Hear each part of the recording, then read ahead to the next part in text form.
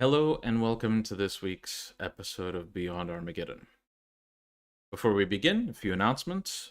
First things first, if you check below, you will find a link to Sabbat the Schism, a V5 fan-written book written by ours truly, Amalia, with my assistance. It is a book that allows you to play as Sabbat in the V5 system, and it also includes some juicy lore reintroducing into the story some much needed clan mechanics and some factions that are quite favored by a slice of the fan base for Vampire the Masquerade. So definitely check out the link below for that. Additionally, we thank Mark, one of our previous players, aka RS Experiments, for creating the custom tracks you hear during breaks and during the intro. If you want to check out more of his stuff, there's a link to his SoundCloud page below. If you like what you hear and you want to see more, definitely subscribe to both our YouTube and Twitch channels. We stream every week at 7 p.m. Central European Summertime, 10 a.m. Pacific, and 1 p.m. Eastern. We also have a backlog on our YouTube channel if you missed any episodes, though we're still updating it after some technical difficulties as of late. Without further ado, we hope you enjoy tonight's episode of Beyond Armageddon.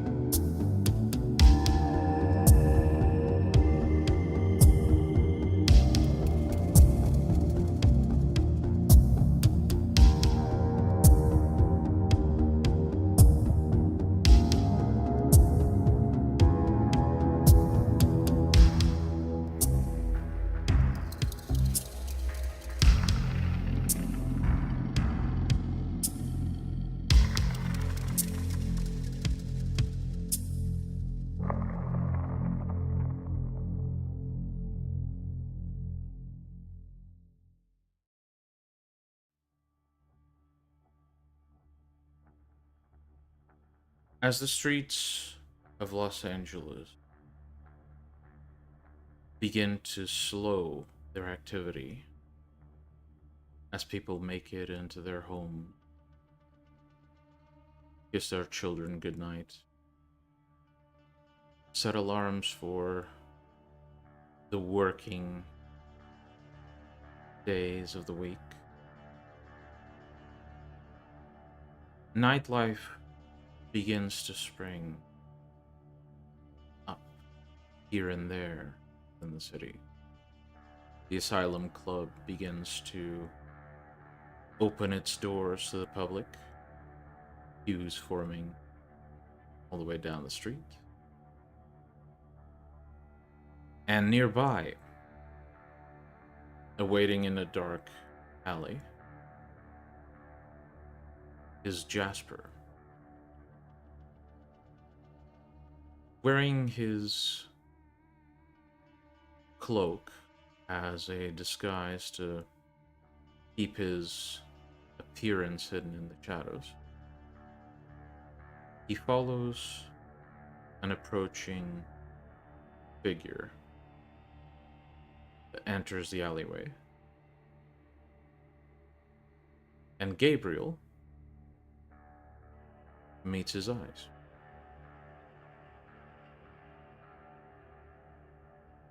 Yeah, finally showed up.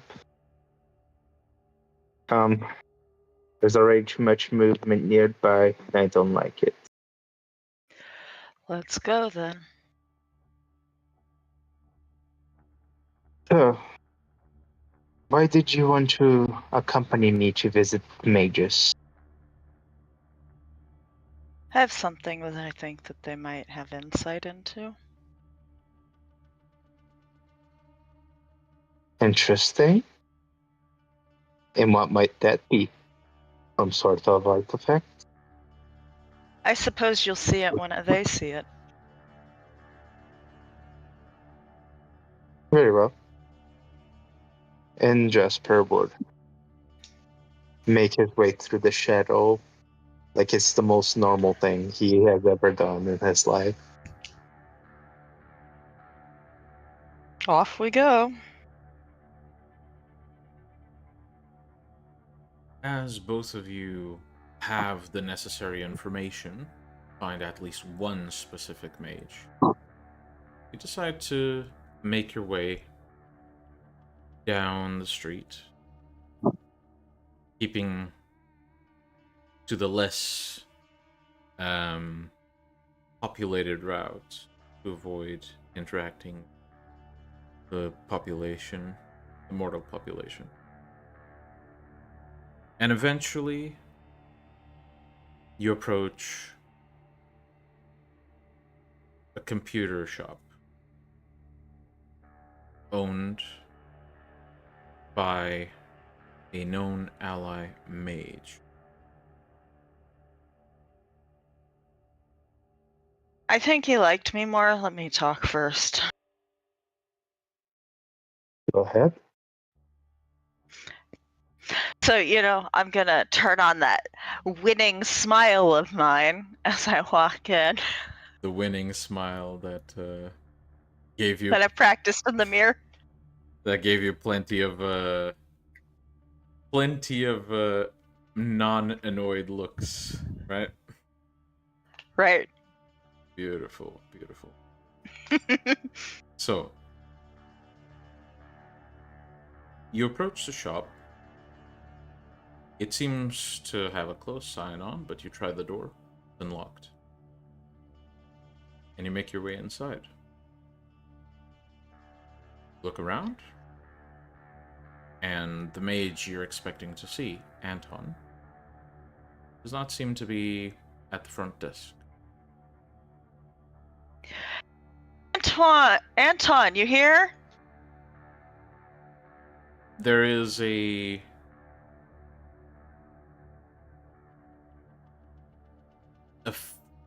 very pathetic attempt to hide a gasp in the back room, followed by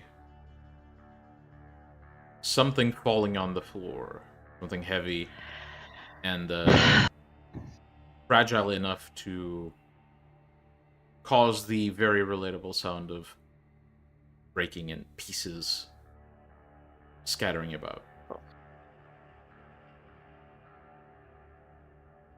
Well, that's unfortunate. Perhaps you shouldn't have yelled so loudly. I have the player chuckling, but my character just shrugs. He said, "Would you like help cleaning that up?" In a normal voice. You hear some movement. Clearly, the person in the back room seems to be agitated, rummaging around for something. Well, having Auspex now, I'm going to activate my heightened senses, see if I can hear him mumbling. I won't have you roll for it, because it's not like it's being hidden right now. Mostly you hear nervous breathing, like quickened breathing. And things he is rummaging around seem to be clattering to the floor here and there. It doesn't sound careful. It sounds like I'm gonna start panicked walking rummaging. back there because it sounds like someone that's not supposed to be here. All right. Like motion for Jasper to like finger to my lips, like, and then like point at the door as I start going that way. Jasper would follow Gabriel's lead for now, Alright. being quiet about it. You go around the front desk, approach the door to the back room. As you push it open and look inside, you see that there's been a lot of reorganization going on. A lot of the things you remember to be just scattered about and being worked on, they've been packed away to some extent. And you do see a few filled cardboard boxes in the corner. At the end of the room, you see Anton looking terrified in your direction, with a broken wooden chair on the floor. And I've lifted my hands. He basically holds a broken table leg, a broken chair leg in your direction with a very shaky hand. He looks terrified. I lift my hands, like open palm. Before Gabriel says anything, Jasper will show the ring to show that we are allied. He does not lower the table leg, and he seems to be breathing quite heavily. Hell happened here, and to you. We helped you out before.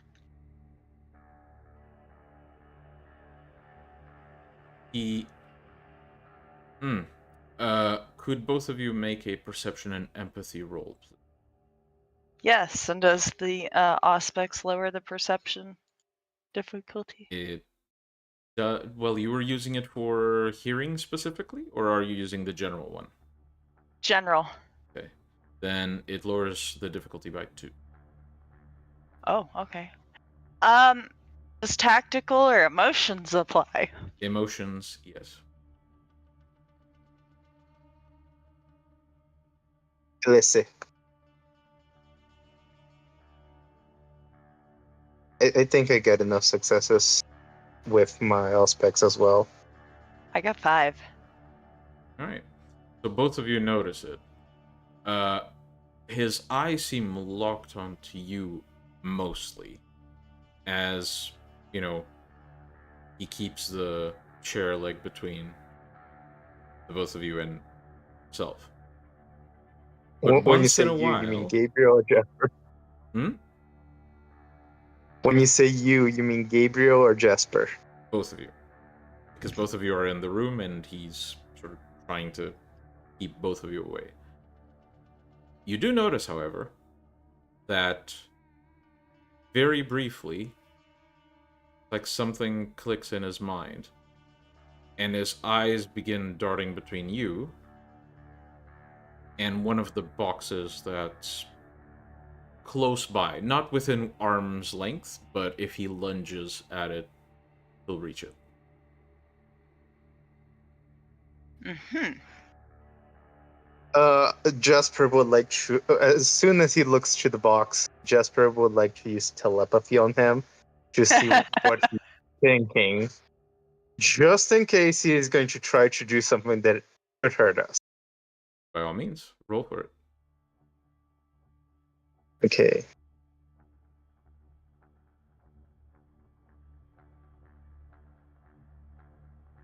It's against the target's willpower, if I'm not mistaken, correct? Yes.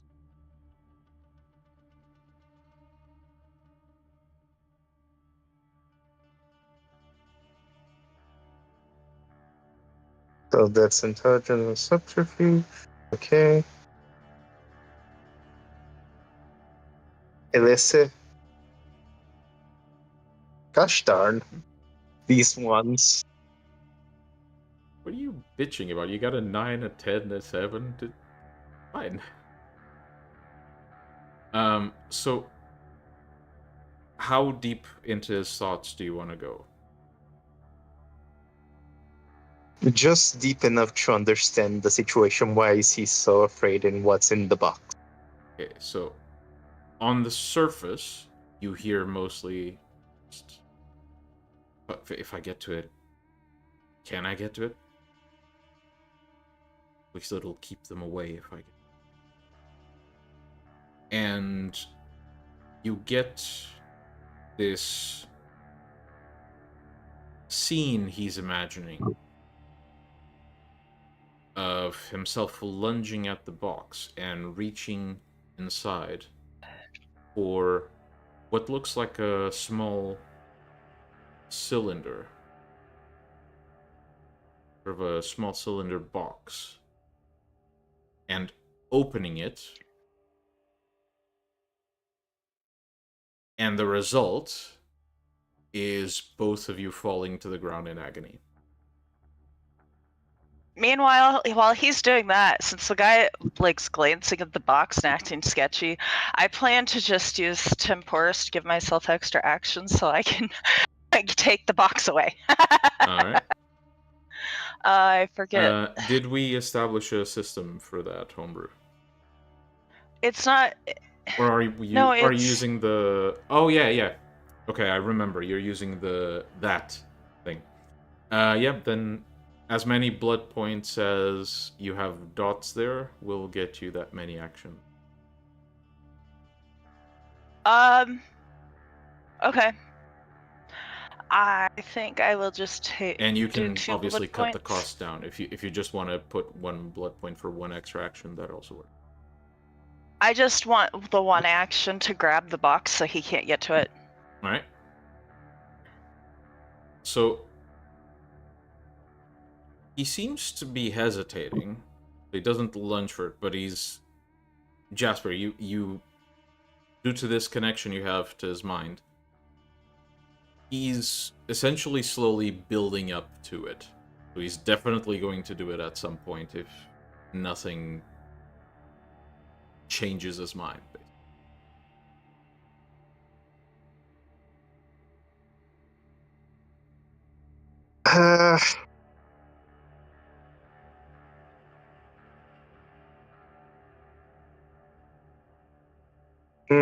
I don't want to intimidate him because it might be bad on the long run. So, what should I do? It's not like I'm very empathetic towards him either.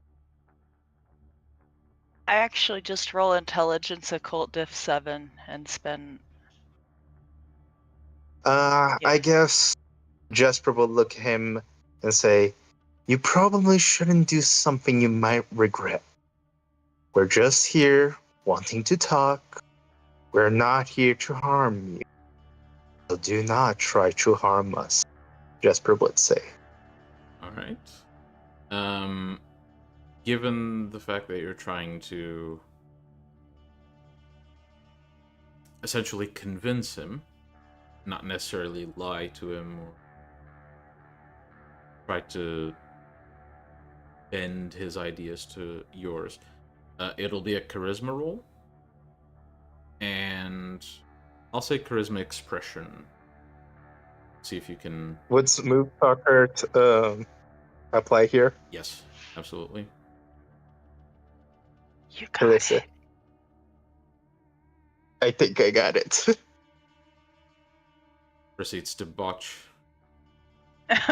Don't say that. I will say it. No, Makes the game fun. No. no. I got no 1. I got a 9 and 8. Okay, fine. Boring. So after you speak, he definitely seems to be less prone to lunge at the box. The idea's not gone, but it's not like he's going to jump at it in the next few seconds. And in his nervous state, he basically just blurts out, Is this about... It wasn't us. What are you talking about? Jasper looks at him. Are you talking about the giant storm? No. What? No. Hmm. I don't think we're here about the same things. Perhaps we should all three sit down and explain ourselves. It wasn't us. We're How leaving about, the city, and we don't want a war with you. We How don't about- want a war either. how about you start from the beginning? What exactly are you saying it wasn't you? Both done. It wasn't us.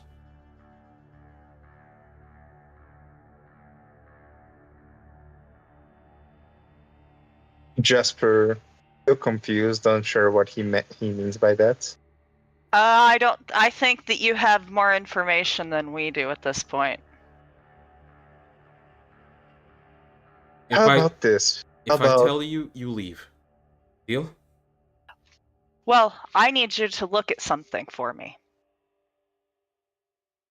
How about this? How about you get out of the ground, calm yourself a little? Would you like for us to get you some water or something among those lines? No. And we can No, sit no, down and no. teach you talk. No. No, you either stay there or you leave. Those are your options. I'm willing to tell you what I'm nervous about, but then you leave. I'm gonna slowly pull out the metal cylinder and show it to him. I don't know what that is.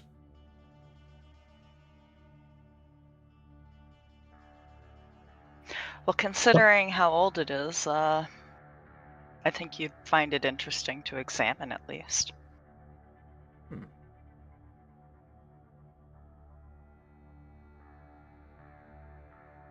Check something. Does he have curious? Does he have the curious flaw? Let's see if there's a bait option here. The debate. I just baited him.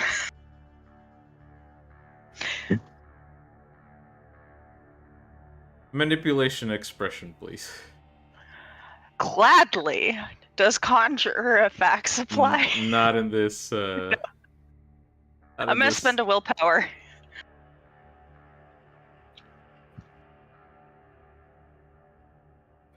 But I'm spending a willpower and policy. Hell yeah.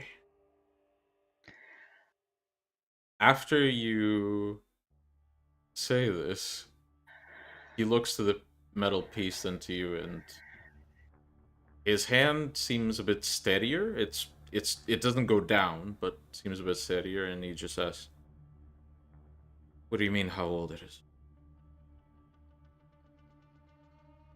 Well, I can affect time in objects, and considering the way I rolled back time, and I know I did so well, it barely affected it at all. I would like to telepathy to Gabriel. Don't say too much. That was literally, and I'll be like, that is all I was going to say. The man seems to look at the device and at the both of you, and he says, "If I agree to look at it, will you leave?" We will leave as you explain why you were afraid and you examine that. And we will leave and not come back for the rest of the time. Would that appease your anxiety? I'll even roll it across the ground to you. You can leave it on the ground. Yeah, so I'll roll it across the ground to him.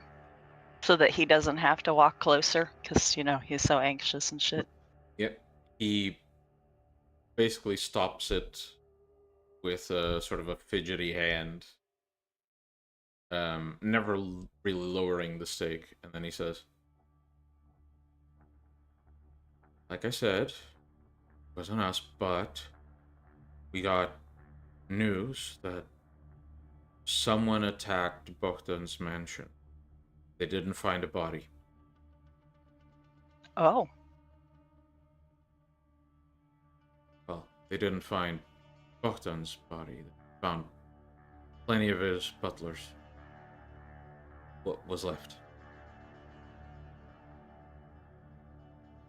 Hmm.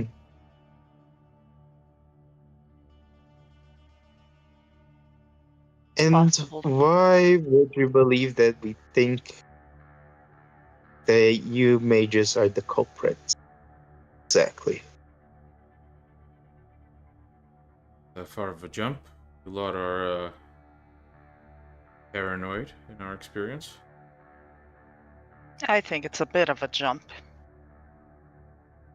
Normally we would assume other kindred first. Regardless. And I believe we were, well, in a alliance, so we wouldn't expect an ally to backstab us immediately out of the bat. But it is possible. Regardless, I told you what you wanted. I will have a look at this. Tell you what I find. So how about And then we'll leave.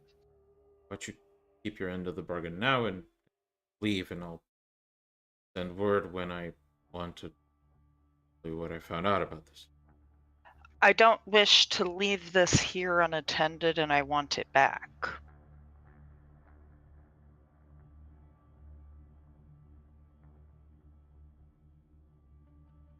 Give me a few minutes. Then. Stand outside of the shop. Pull you back in. Okay. He looks at Jasper. Jasper won't even react. He's just going to normally and very calmly turn around and proceed to leave. Yeah, and I'll do the same. All right. As you leave and allow the door, or the front door of the shop to close, the man just peeks through. Like he peeks through the window of the shop from the back door, and then turns and begins to examine the object. It doesn't even take more than a couple of minutes. Immediately, he seems to grab the object, walk up to the entrance, open the door, place the object on the ground, and say, "Whatever you want to do with this, I'd advise you leave it be." Why? I sense some... whatever was in contact with it is not something can face, really.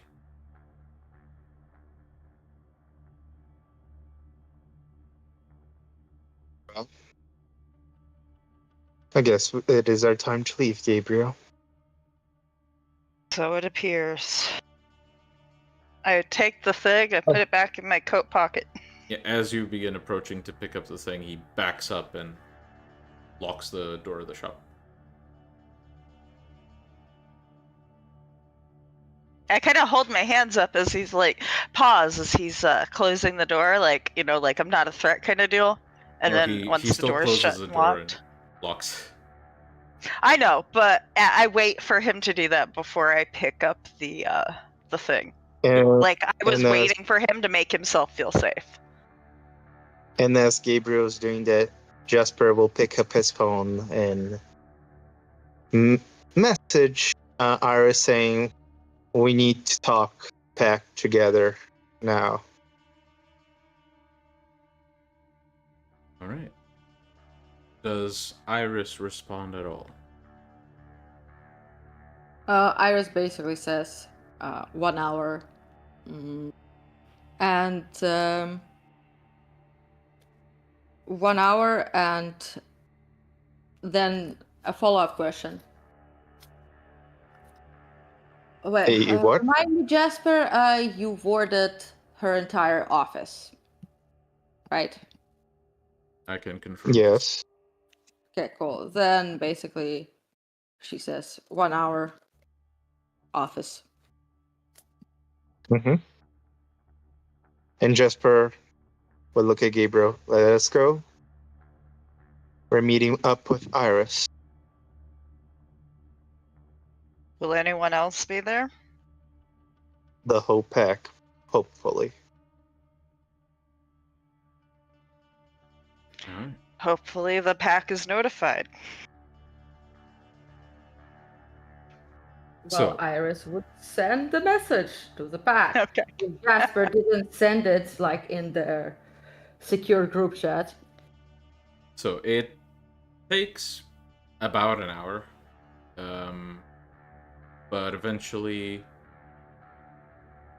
the two of you arrive at the asylum. Go up the elevator, and after knocking at the door to Iris's office, The door opens on its own as usual. and inside you see Iris at her desk and Abel waiting, sitting on a nearby couch, I would assume. I assume also Olivia's present. Yes. Olivia is always present, even though you might not see. She's your ever-present shadow.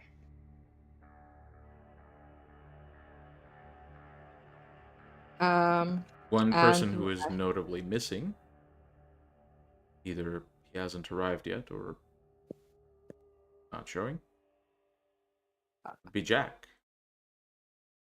are there any notes, messages from him? None. All right.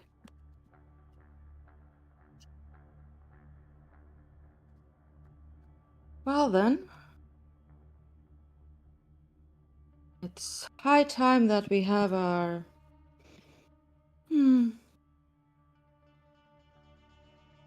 show and tell with the rest of the class. But since you seemed to be quite urgent, you seem to have something quite urgent, Jasper. Iris, You can can you start. speak a bit closer to the mic, please? Since you seem to have something quite urgent to relay, you can start. Well, first of all, me and Gabriel just want to have a chat with our ally mages, and I believe they're all fleeing from what the one that we talked to mentioned. Sorry, repeat. The mages are going out of LA, leaving the city. Our allies. Mm-hmm. And unsure if they're allies. Maybe neutral now, after it happened. What are you talking about? He mentioned the death of... Wait, what was his name again? Miguel. Bogdan. Bogdan. I say that name because I'm gonna butcher if I say it. If you want to say the Portuguese accent version, Bogdan. Bogdan. He mentioned that Bogdan was killed. And the mages believe that we might think that it was them. So they're leaving the city.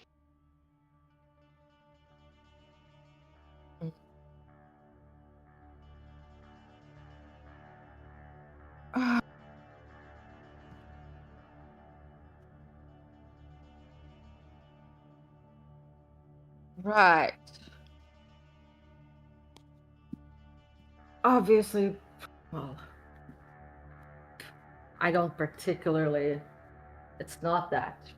Their sentiments, suspicions, and what would we assume is based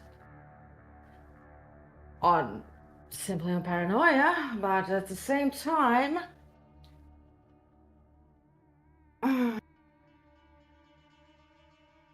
I would like to have more information from them. Unsure if you will be able to give much information. The one that we met up with tried to want to harm us out of self-defense, even though we weren't there to harm him. Are you talking about the man with a shop? Yes. All right. It's basically just like looks down for a second and then back up.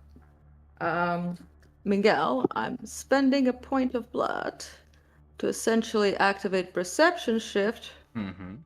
in order to have a part of my attention shifted on, that area.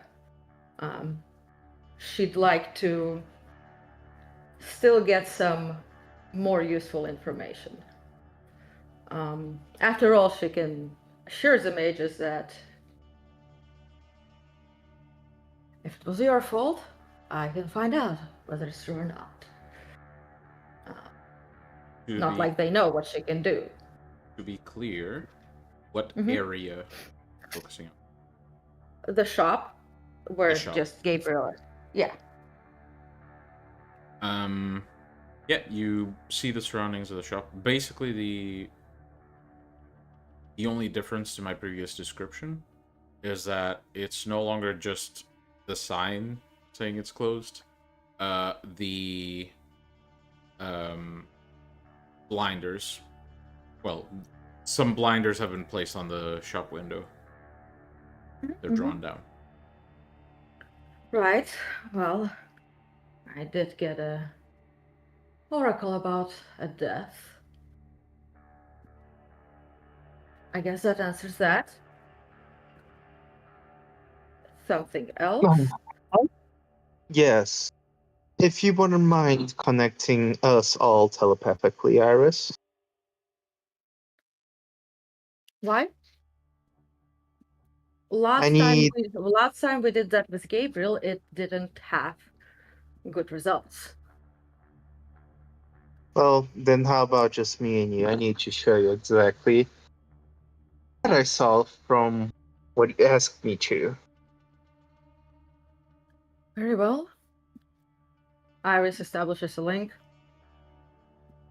And Jasper would show her. Would you like to describe, Miguel, how the shadowlands are?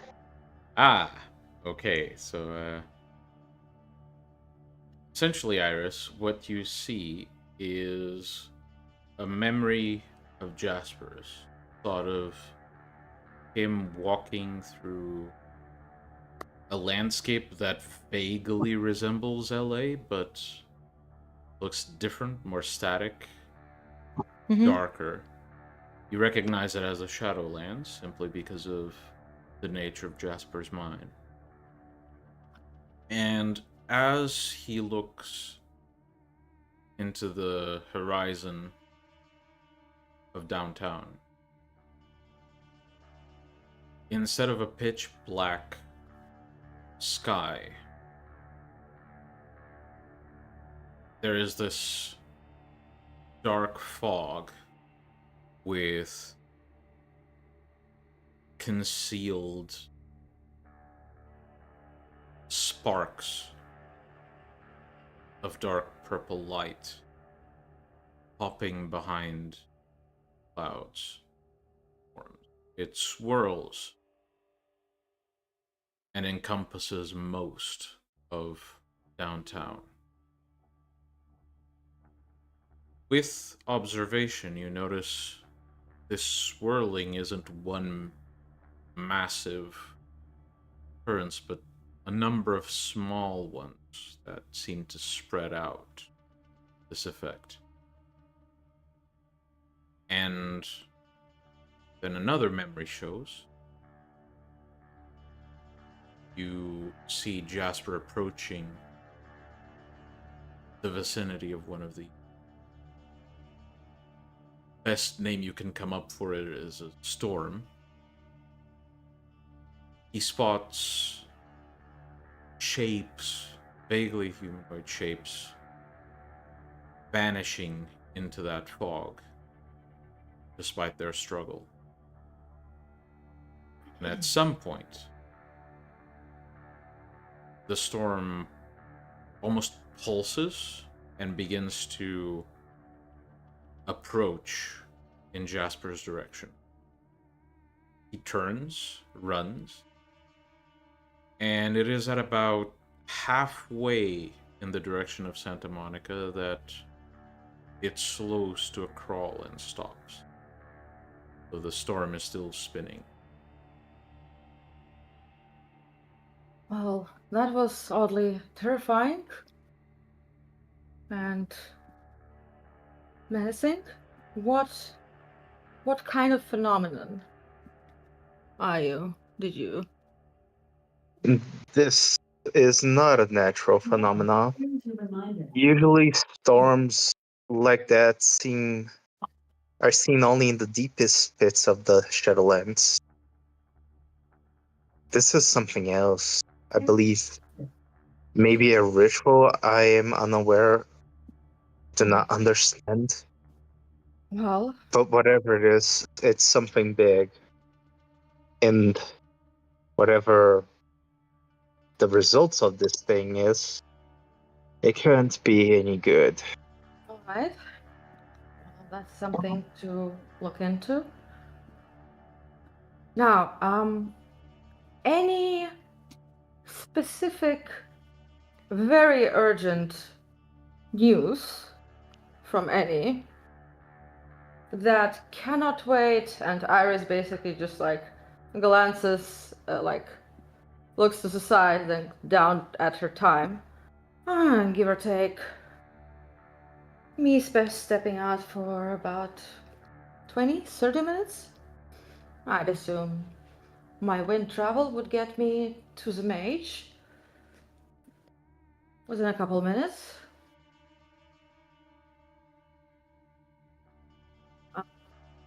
Any other thing that cannot wait? Because if the mages leave, well, they left, and we're not chasing them across the globe anywhere. Jasper nods in negative, that he has nothing more to say. Iris looks to Abel.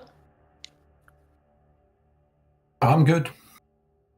Right then. Then I will be right back. After all, the death of a bishop, while another one of ours is missing, is definitely something that I cannot not investigate. I would say that you should probably not go alone. Well, only Olivia can keep up with my means of travel, so I suppose we shall be very briefly back. You can feel free to discuss and findings, other things, while we step out. Would that be reasonable? That seems After reasonable. all, the murder scene. Well, we still have to investigate this. Well, we could go there and start investigating while you talk to the mages. I suppose If you that want. is reasonable, Jasper, as another legion metamorphosist. If there are any security defense or other things, you'd be most suitable to research it. And given the vast array of techniques and abilities you guys have, yes, it makes sense that you go ahead to the mansion. Olivia and I will join you as soon as we manage to get a witness statement. Very well. Gabriel, Abel, let us go then. We will be awaiting you to arrive, Iris. Yes, feel free to take a vehicle if you don't have one from the parking house. Understood. Very well. And Jethro would get up immediately and start calmly walking to the elevator to go down and get out of the vehicle. By the way, whoever's like last to leave, like as this has all been agreed, essentially what happens is the window opens, Iris and Olivia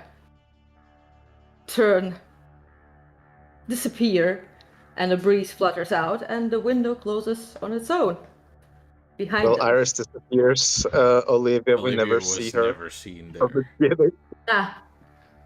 Well, either way, what you see is that the window opens, Iris disappears, and then the window closes upon itself. Jasper, you'd actually would know what this is. Yes, I'm also very used to it by now. So, as Iris drifts away into the wind, Abel, Gabriel, and Jasper, the three of you, make your way downstairs and into a vehicle chosen by one of you. I would assume, in the circumstances, Abel's would be the option, but if... Probably. Sure. One size fits all. Alright, well, you get into Abel's trailer and begin to make your way through Santa Monica. As you approach the vicinity of Bogdan's mansion, I want the three of you to roll perception and awareness.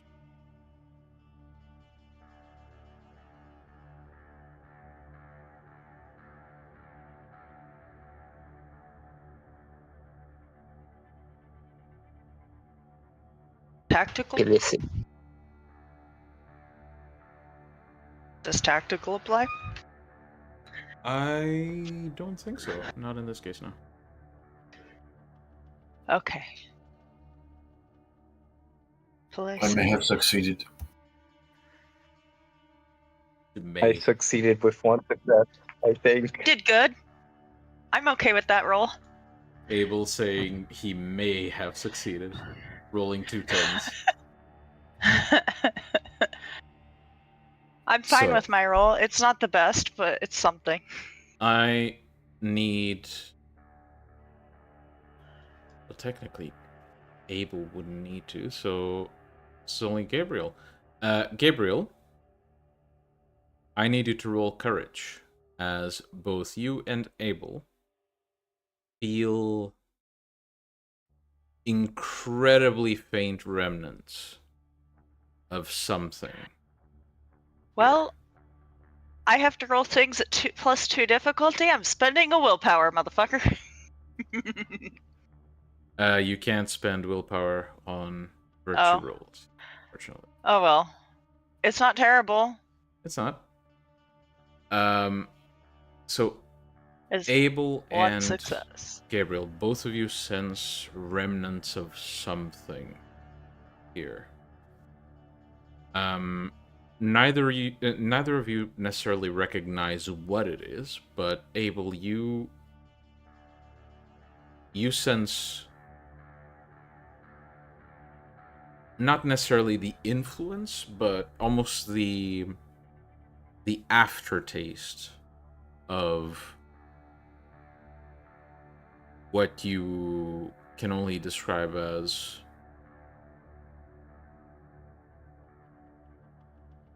demonic presence. Though you sense it's more a leftover on whatever happened here rather than the thing that caused it, if that makes sense. Gabriel, you are literally sensing this faint, eerie remnant of something that just makes you feel uneasy. It's almost like it pulls at something instinctual inside you, but you manage to suppress it to the best of your abilities. Now, Jasper, I'm going to be nice and just say that's a fail. Not going to make that a botch. Fail. So you simply fail to notice it. It's not that it's not there, but you fail to notice it, perhaps because you're busy contemplating why, like what events caused this attack. Mm-hmm.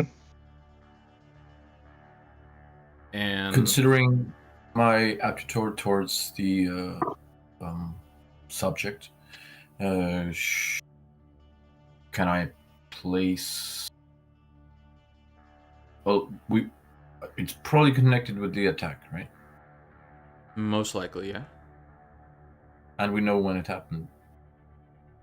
Well, you have a general time frame somewhere between last night and a couple of weeks back, basically.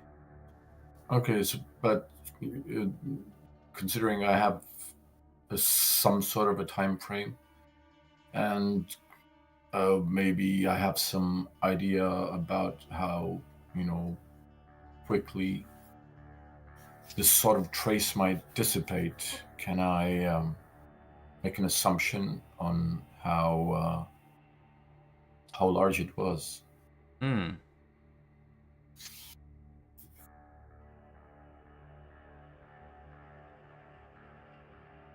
Into cult, please. Now, infernalism applies. Sorry? Does infernalism apply? Indeed, it does. Is this analytical? Yeah. Fine.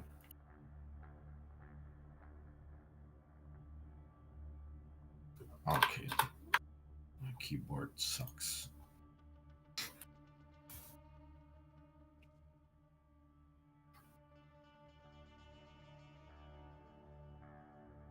All right. So, you can sense a few things.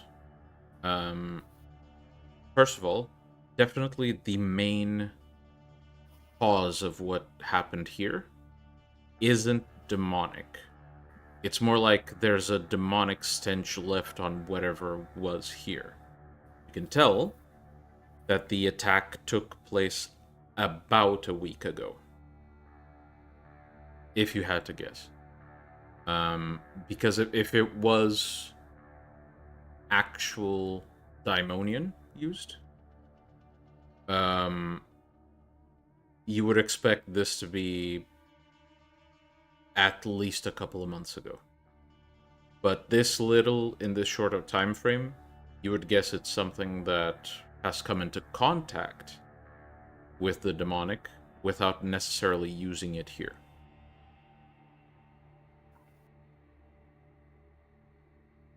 Okay. Do we reach the front gates? Yeah, I mean, unless Abel slams on the brakes. Well, I'm not slamming on the brakes. I mean, whatever was here is no longer here. All right. So, three of you reach the gate. You exit the vehicle. How? Hmm? How are the gates looking? Well, first thing you notice, the gates are unlocked, but they're closed.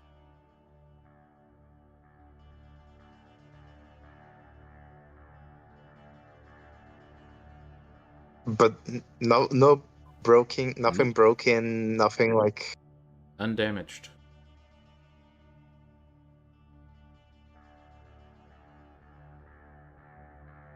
Well, Jasper, before anything else, would knock at first.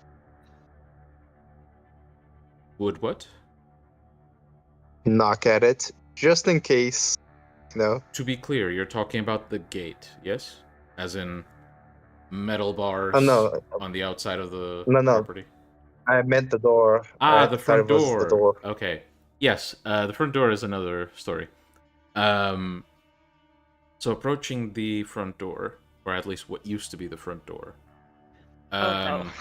immediately what you notice is it's been blown off the hinges. You can't see the door anymore. It's just the archway. And to the left side of it, there is a splatter of dry blood next to a slowly rotting hand that seems, at least from your lived experience, you'd guess it was ripped off. Well, I'm gonna look to Abel. He's the expert on demon shit, but I would think we shouldn't leave that hanging around. I point at the hand like, we should probably I make would that like vanish. to go immediately to the corpse. I am going to grab it, and I'm going to use witness death. Alright. Nice. I need Need a to hand? check the specific wording on it just to see what the flavor is. Abel, you were going Need a to hand. say something? No, I was just looking at what Jasper's doing and said, "Need a hand?" Fuck's sake. It was hilarious. The most valuable addition Although- to this team. How would we exist without this sense of humor? Gabriel does not look amused as he raises an eyebrow. Okay. Alright. So, make a perception and awareness roll, please.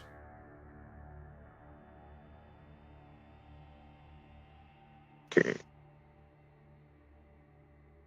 Mm-hmm. Let's see.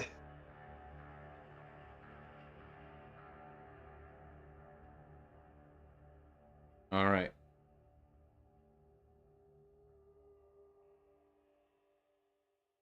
So, you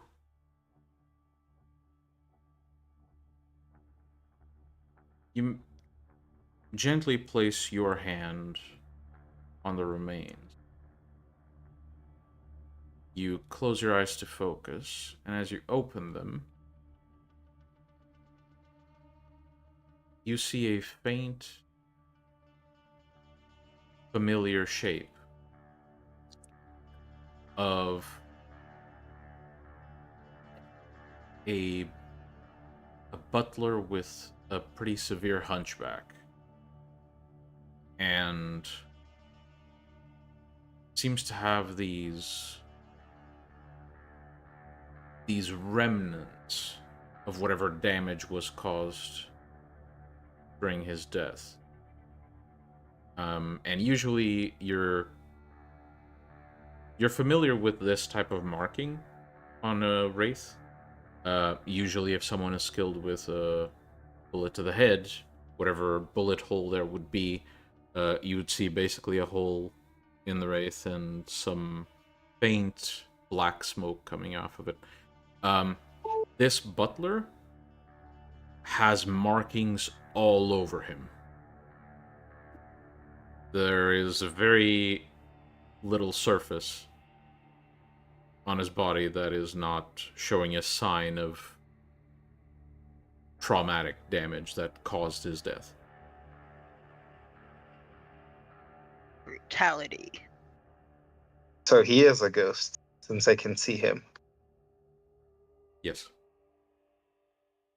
Okay, I would like to now summon it. And since I have his body part, it should be a -1 difficulty. Mm-hmm.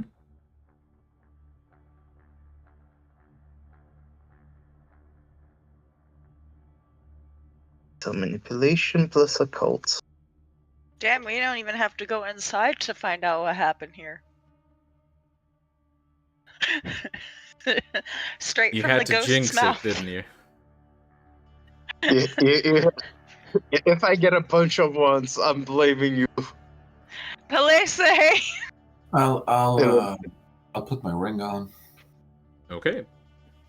Abel, as you slide the ring onto your finger, you look inside the house, and you see a number of apparitions, all of them fitting the description of the damage I just gave, where it is very, very clear they were violently put to a swift end. And all of them seem to be in differing states of what you can only assume is acceptance. And you do notice that while all of them are dressed as butlers, they all have these pretty severe signs of malformed characteristics. Some have sort of very swollen, bulky foreheads. Some have odd proportions on their hands. It's never extremely severe, but it's always very noticeable.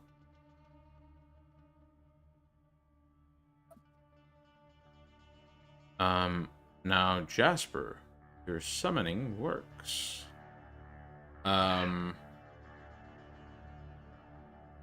You basically, with your sight, you see the wraith appear almost spontaneously appear in front of you, looking at the hand with almost a shell-shocked expression on his face. What has happened here? What do you remember? Who attacked? Right, I have to make a roll.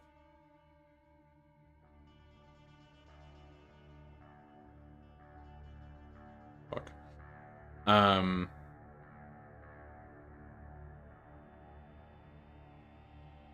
He, instead of answering, you see him start to mutter under his breath, and all you can pick up is him saying something like, just avoid the shadows. No. And he seems to sort of be almost catatonic. He's barely there, is what you're sensing.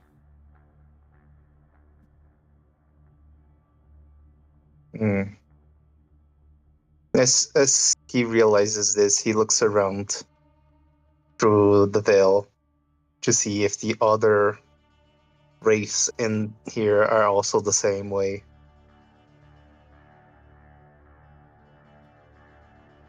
As I've mentioned to Abel, they're all in differing states of acceptance. Some of them seem to be not responsive at all. Some seem to be walking around in confusion. Is there one that looks more responsive, like he understands the situation and is not, freaking out about it too much. Perception empathy, please.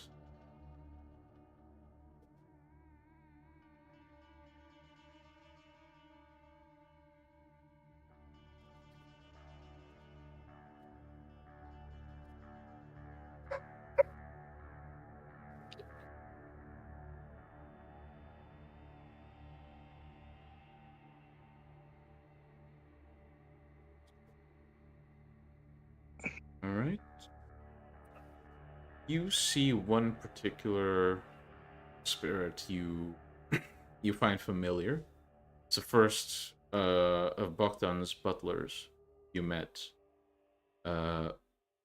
right before he arrived in Santa Monica. He seems to be looking around, and unlike the others, seems to be, to some extent, trying to figure something out. He seems to be investigating the area.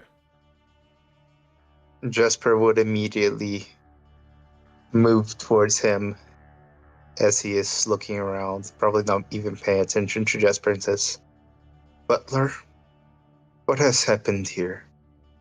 He would ask. He turns to you, sort of startled, then says, "Oh, right. Forgot some of you could see us. I'm trying to figure out that myself." What do you remember? Were you able to see who attacked or anything? All I remember is this loud crashing sound. Everyone panicking. Tried to get the Lord of the Mansion away, but I turned the corner and I just saw pitch black darkness reaching out for me. An open jaw leading to nothing.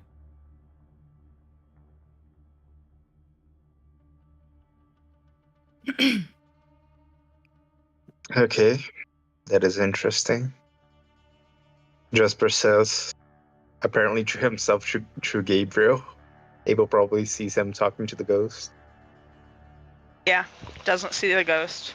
Gabriel Just kind doesn't of see the ghost. standing there. Abel, you see both of them, though you can't hear what the ghost is saying. I think Gabriel is idly glancing around the place because he isn't getting both sides of the conversation. Okay, next point.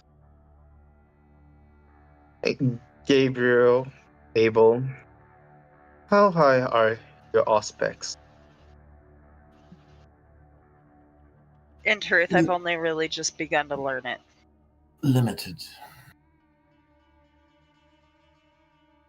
Can any of you spirits touch yet? No. Hmm. I've learned Very how to well. heighten senses, that's it. Unfortunately for this Then situation. go looking around the mansion. See if you can find anything out of place. Also, try to sense any use of the La Sombra discipline or abyss mysticism.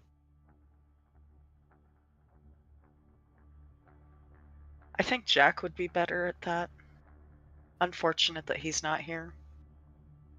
Yes, that is why I'm telling you to do that and get a sense around the mansion while I'm doing some spirits touch to try to figure out who attacked.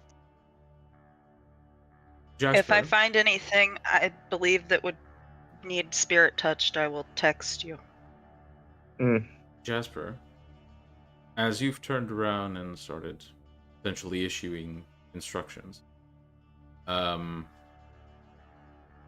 you feel this cold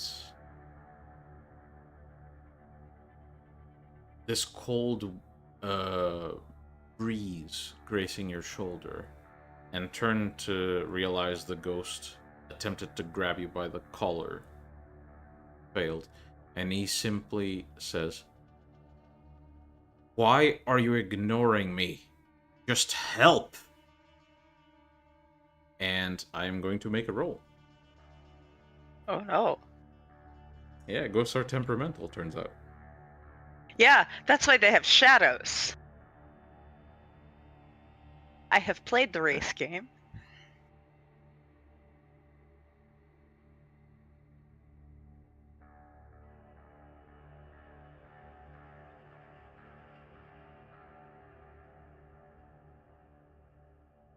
Right, that's one success. And as he says, "Just help," you feel this almost imposing, consuming presence in the back of your mind. And for now, you know he did something. You're not sure what. Jasper looks at him and says, I am trying to help in ways that we can and I can't. So, for now, continue your search and we will do our own. Whatever we find, we tell each other. Does that sound good for you? The apparition stares into your eyes, and it seems to hesitate to respond. Eventually, it takes a step back and says, "Don't take long. Shouldn't have died. Figure out what happened to the master." Does any of the apparitions vibrate in a certainly aggressive manner? Actually, not gonna have you roll for this. I'm just gonna tell you. Most of them don't seem to. A few of them are not necessarily snapping their attention in Jasper's direction, but they seem to be trying to find whatever is causing a ruckus, so to speak. It's not aggressiveness per se, but there's a growing curiosity amongst the crowds. And given your experimentations with this ring, you know damn well that getting noticed by a wraith is sort of a coin toss if they're going to be aggressive or not. So, I don't know if it is in your resume, Jasper, but if you could ask our new friend to maybe have the others not interfere, if possible. If he still holds any sway. Jasper ponders for a moment and turns back to the ghost. It would be appreciated if your companions do not interrupt our work while we're doing search. It will make it quicker. What makes you think I can do that for you? They haven't If you responded ever since we got here.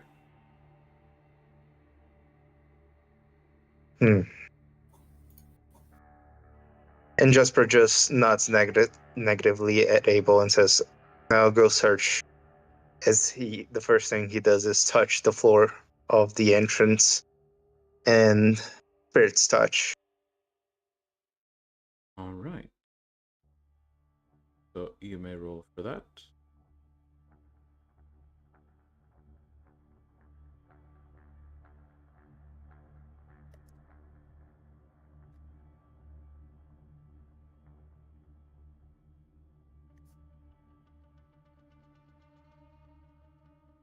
I would like to use a willpower with this as well. Hmm. Pelisse. All right. You're using this on the floor of the mansion, yes? Yes. Near the entrance, most likely to see what happened to the door, see if can sense anyone. So, first of all, you definitely get the information you expected at first. Understand that this mansion belonged to Bogdan. Visualize his face in your mind. And then you start to get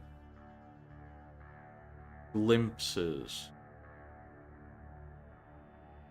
fragments of events. It's almost like if you lift your head up, you can almost see it happening in front of you. Definitely confirms what the Wraith told you about his demise. You just see him walking sort of hurriedly down one of the corridors that leads into the opening to this entrance room. And as soon as he turns the corner, he gets startled by this pitch black entity that, with a jolt, you barely perceive it. It seems to reach towards him, and all that's left is this floating red mist before the entity just slowly continues to move. And as you focus, all the flashes you see are that, only it took longer to execute. It clicks in your mind that the reason why this guy is probably the only sane one of the bunch is because, at least in his case, it was quick, and he had a strong enough motivation to hold on to some semblance of his identity. Unfortunately, that's about all the information you get. Okay. Jasper looks towards the Wraith once again and says, "Could you take me to the Master's bedroom, or place of rest, where he would have been found that night of the attack?"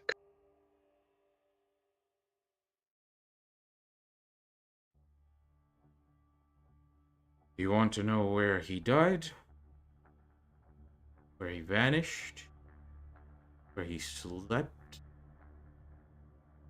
What do you want to know? I wish to know if he even died here, or if he escaped. From He was what I in have that room, heard, the and body was found. the ghost simply says, he was in that room. And he gestures to the hallway, where you basically peek into it and you see markings all over the walls. Something scraped its way inside. And you can catch the faint, rotting scent of coagulated blood coming from that room. I go to that room to see exactly what is that smell. Right. And I need 3 of you. Do me a favor and roll. Let's say. Initiative. Maybe, but first, let's say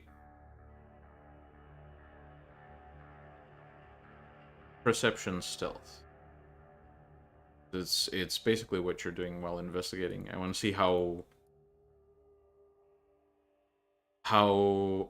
careful your investigation goes when it comes to catching unwanted attention. Pelisse. Ooh. How bad is it? Very good. Would insightful apply here? No. Ah. I am missing 1 roll.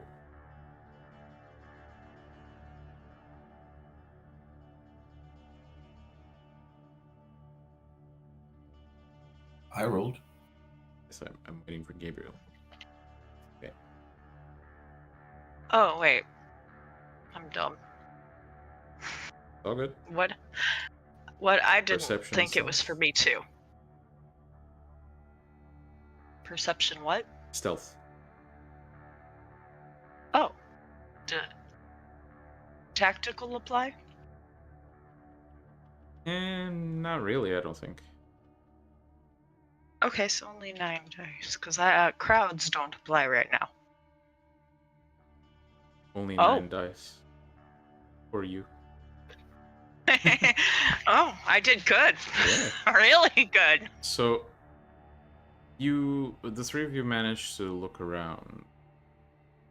And Abel, since you're keeping watch on this specifically, seems that the entities on the other side remain only mildly curious about what was happening, but are otherwise unaware what's happening. Jasper, as you walk into the next room, seems to be sort of this lounge. Either a lounge or this living room. Seems to have a lot of furniture meant for resting, talking, maybe reading or drinking. Entering it, all the furniture seems to have been pushed towards the corners of the room. And I need you to make an investigation and perception roll.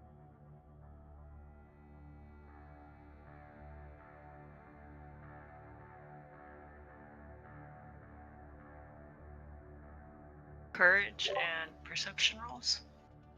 This is for Jasper specifically. While Pelisse. Jasper is doing that, I will focus my investigation towards the trace of, demonic energy. See if I can see out anything. All right. For you then, I would ask a perception occult. Jasper, the result, the roll, that the dried blood that you find seems to indicate that obviously something got into this room. But whatever violence occurred here, it mostly was, you can spot like a very clear direction in which it happened. So whatever came into this room performed whatever violence happened here in the opposite direction from that entrance.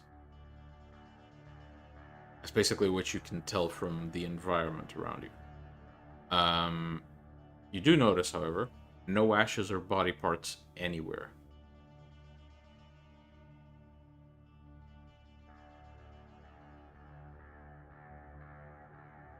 Jasper looks back in the wraith and says, "And this is where you believe your master died? Or disappeared?"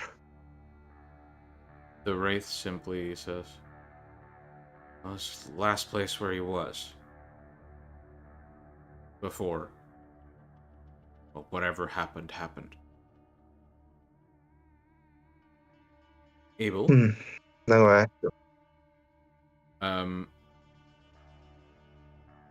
In tracking down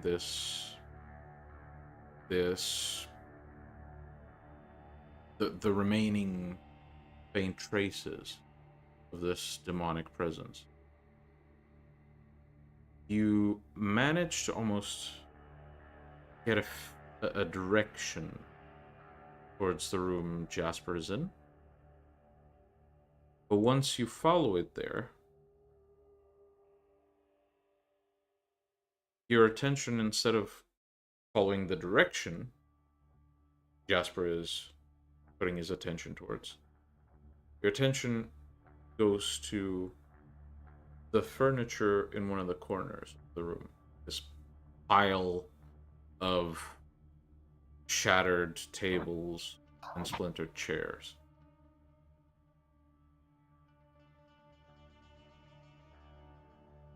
I will scour through the debris carefully.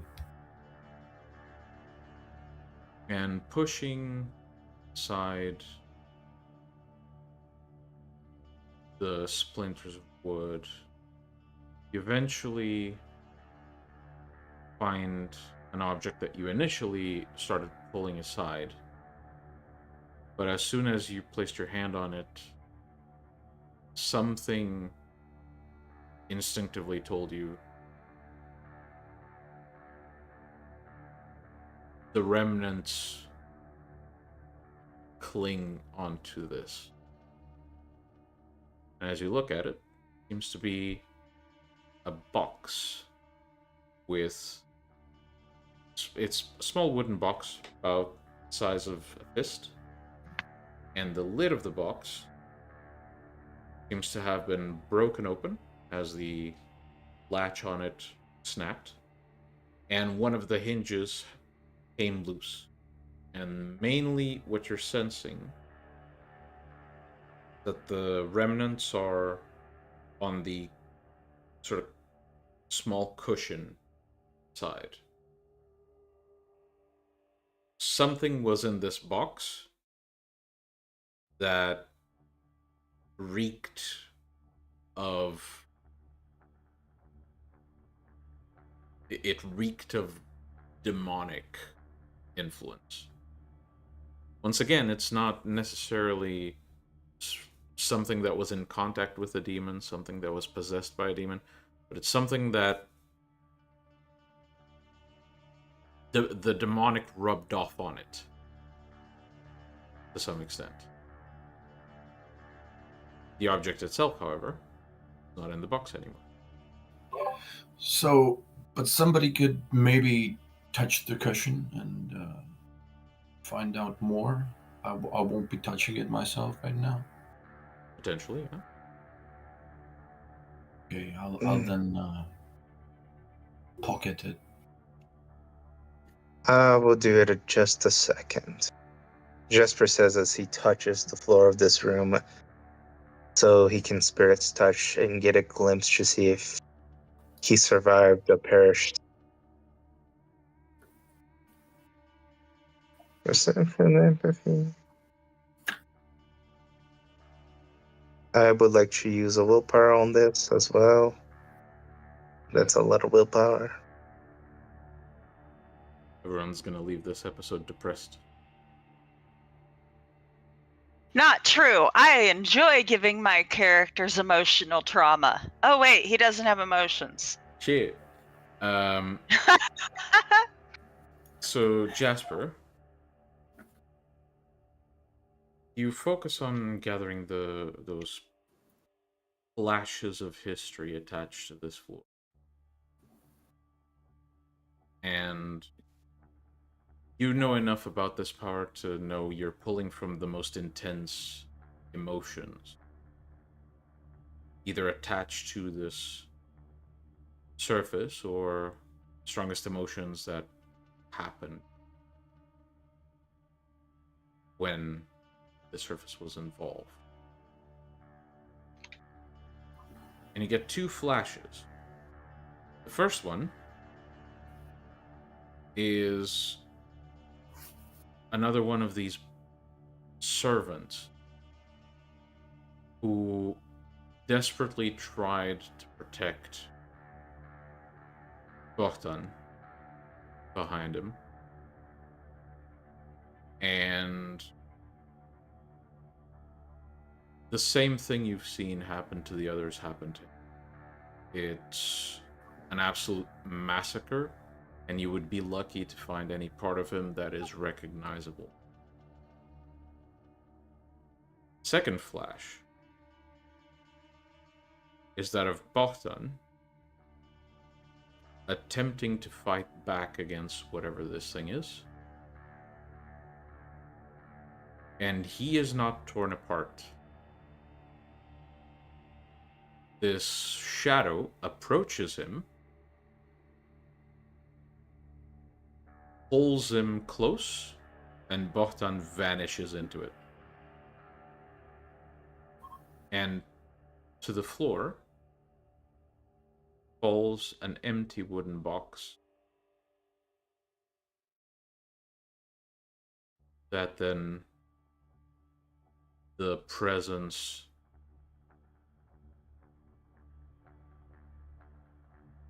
basically in turning and almost unnaturally quickly bursting out of the mansion. In that motion, the box gets pushed to one of the corners of the room along with the rest of the furniture.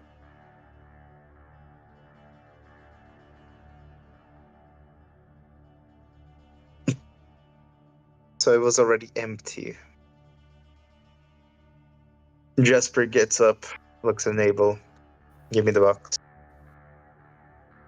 I hand him the box. In spirit touch once again. Is this the one where you botch and you start breakdancing on the floor? Hopefully.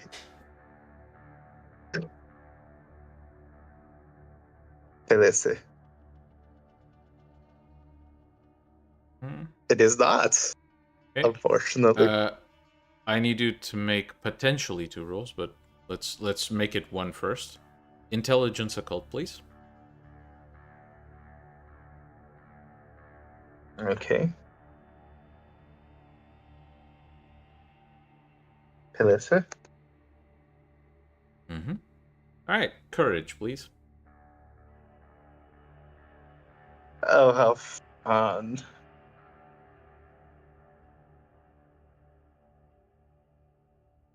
Ooh. Okay.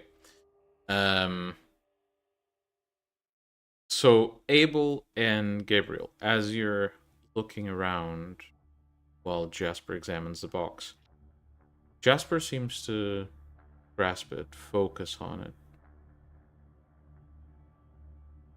And his eyes widen for a split second before he almost drops the box, flinching Can away I do from an it. empathy roll?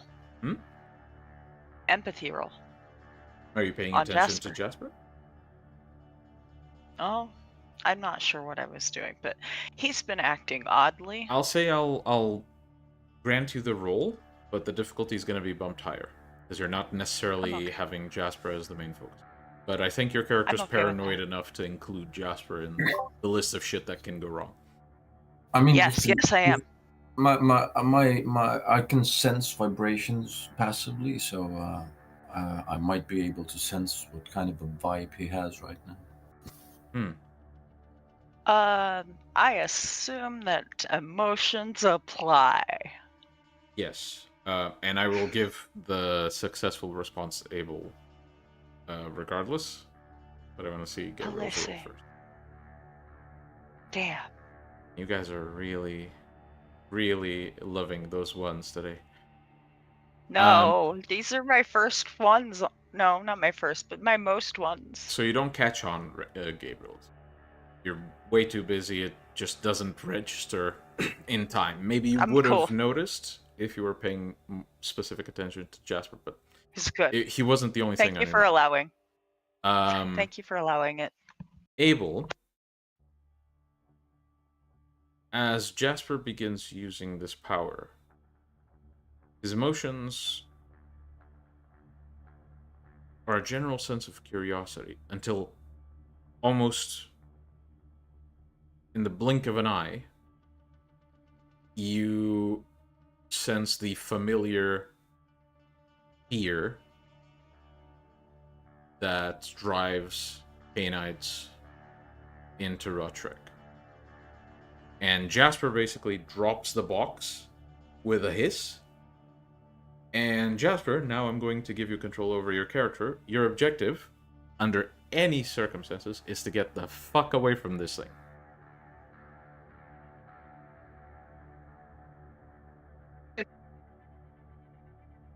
Manongo.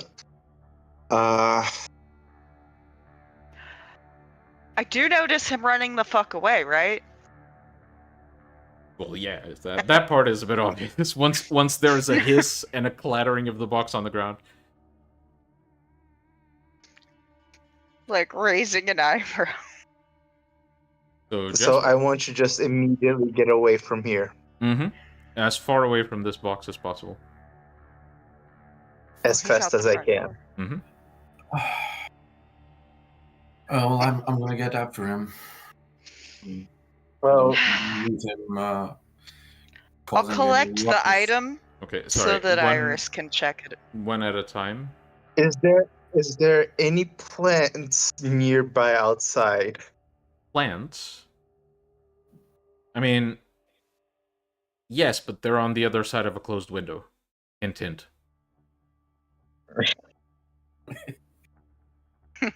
Yeah, fuck the window.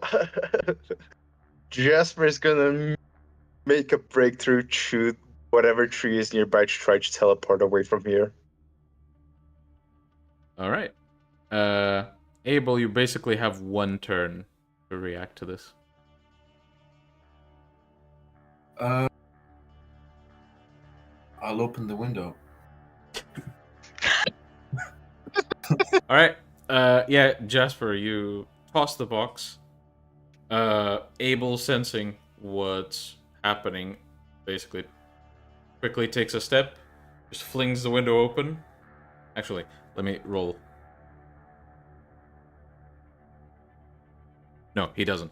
So, Abel, you basically try to fling the window open. Turns out the window's locked. Jasper bursts through the window anyway. And Jasper basically disappears into the nearby woods. I think that Iris should check that item out. And I'm going to look for some fabric to pick it up with, so I don't have to touch it. Mm-hmm.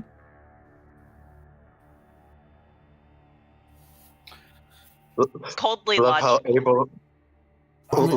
Abel doesn't warn Jasper or anything, just gives him the box.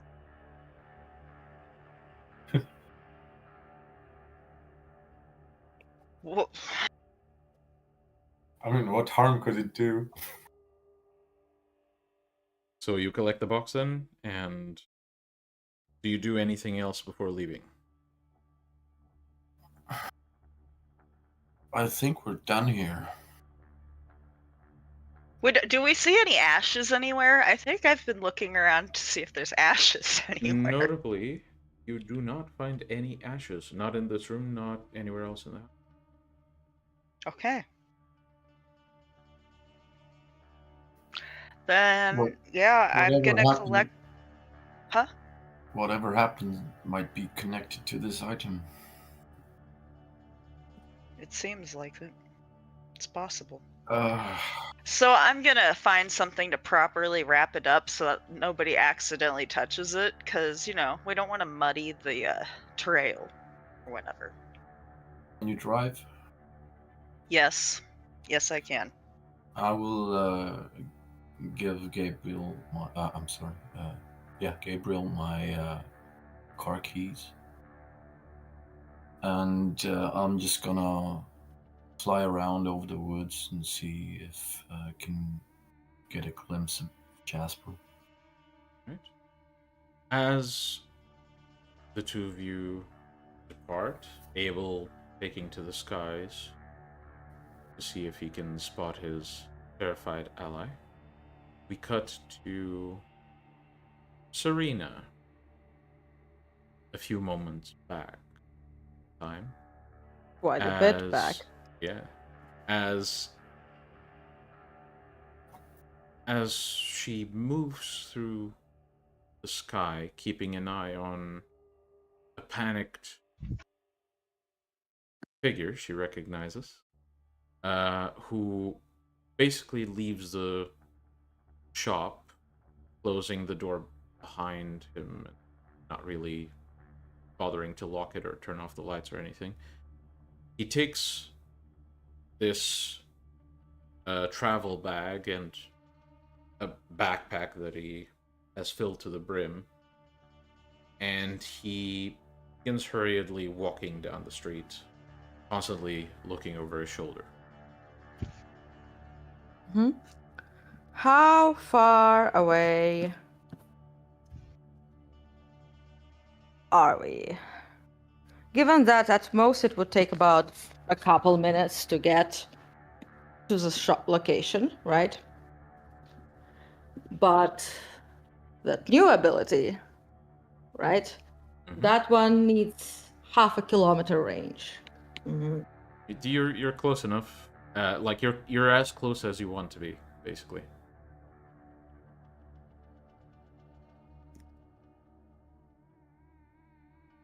Looking at his, basically, given Iris's previous experience with mortal supernaturals, etc., does it seem that, basically, does it seem reasonable that, basically,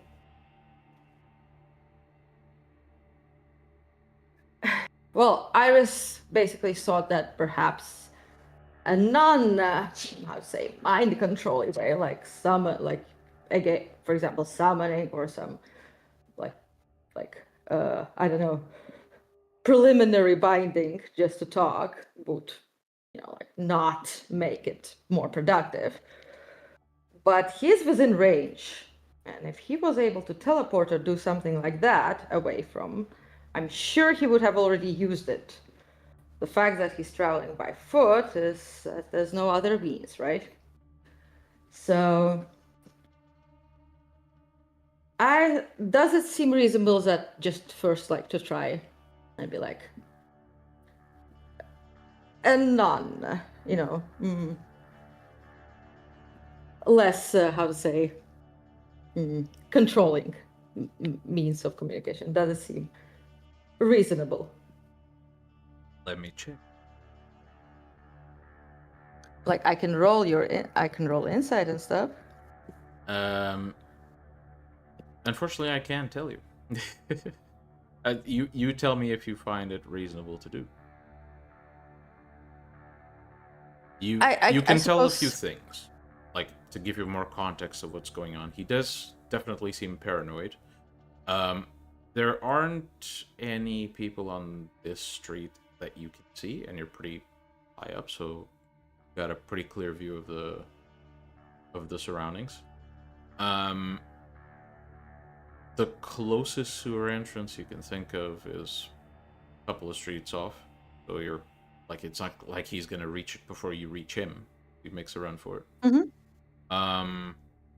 Mages are unpredictable, but not like it's not like whatever a mage can do is gonna spring out of nowhere. Either he has something prepared to defend himself, or nothing's gonna happen. Yes. Is he going to panic if you try to reach him? He looks paranoid as shit, so probably. Especially since you've heard the description of the first interaction he had this night. Yes.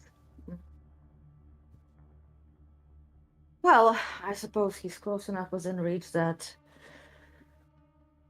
physically, or plus metaphysically restraining is also quite possible with this medium. Like, sort of Malkav, in worst case, or stuff like that. She'll try a more, how to say, politically polite approach first. Doesn't need mages getting pissed off as well, right? So, breath of whispers. Mm-hmm.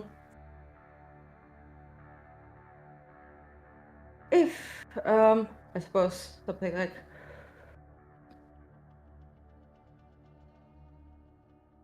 I would like to just get a witness report regarding the situation.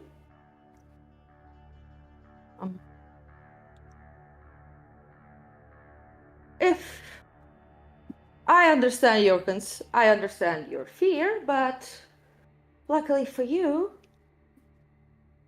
I can find out whether you were guilty or not, whether you're present or not.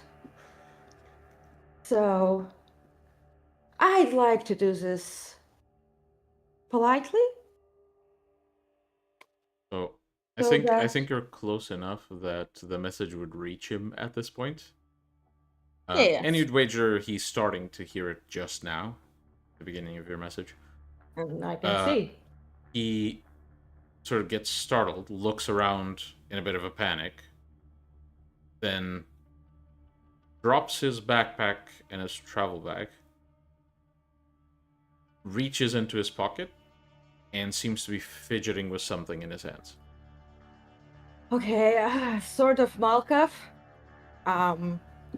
Sort of Malkav. Mm-hmm.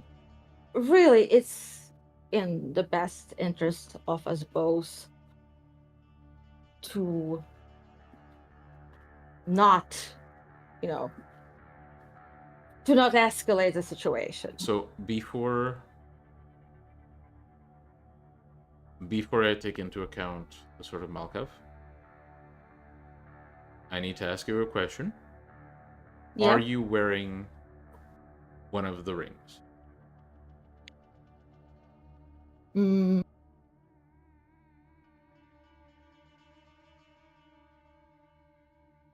I suppose I still would have. Mm-hmm.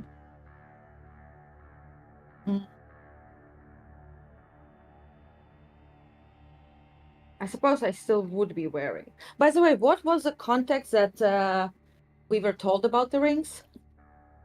Basically, the rings have some enchantments put on them that will allow mages affiliated with this group to recognize you when they see you as allies. Mm-hmm. That Well, was basically detect. the information you were given. Yeah.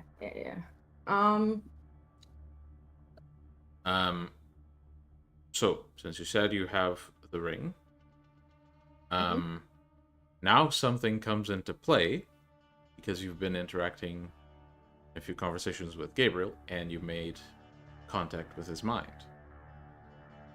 So, Gabriel, since you're on standby, kindly roll 3 dice, please. Okay. Police. Well, it wasn't great. Fine. Alright. So, Iris, this basically will afford you time. Not much else, but it'll afford you time.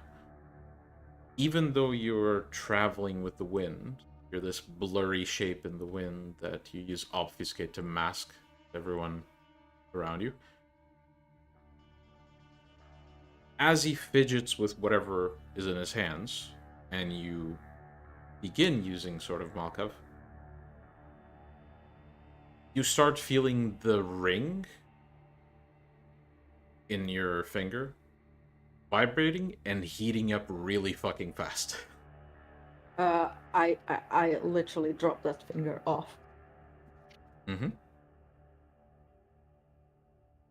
The Like ring. Hmm? like a tail, and the lizard. I would imagine so. You have the powers to basically just. Oh, drop of blood falls from the sky. The ring falls, and you see as it separates from this blurry shape that is your hand. You see the ring begin to almost glow orange and then white.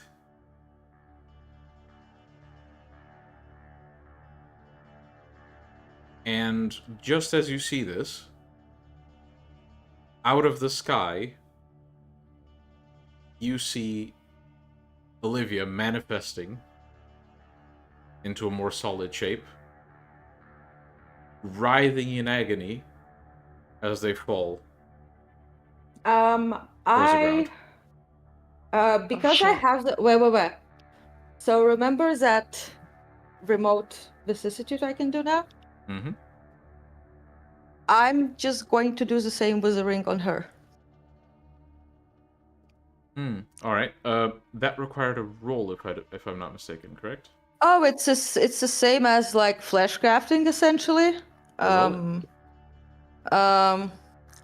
And let me just double check because I'm probably going to bump up the difficulty quite a bit because you're trying to do like sever a finger on a writhing and falling individual. Yeah, but it's first of all it's within my way of the spirit, right? Mm-hmm. So I do need to spend a willpower point for this to do this, but essentially within this range, it's just as well as I was next to her Mm-hmm. Yeah, and so on. the difficulty is still going to be higher than usual.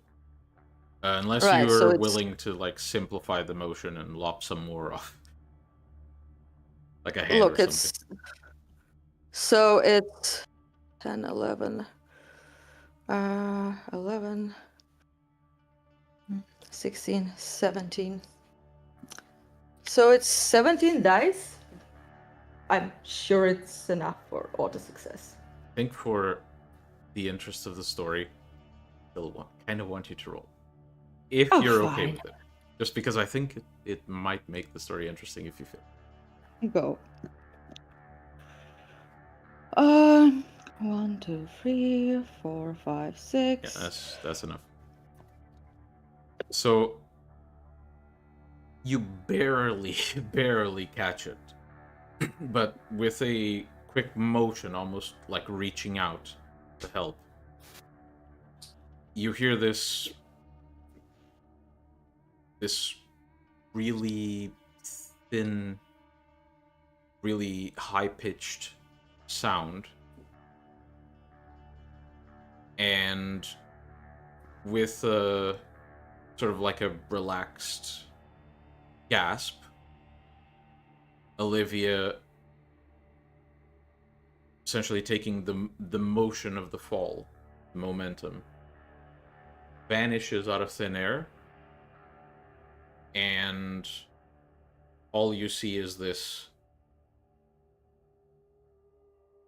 quickly turning to ashes chunk of meat that leaves behind only a very bright looking ring.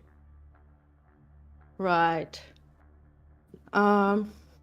So, I mean, if Iris before was like, I'll be polite, right?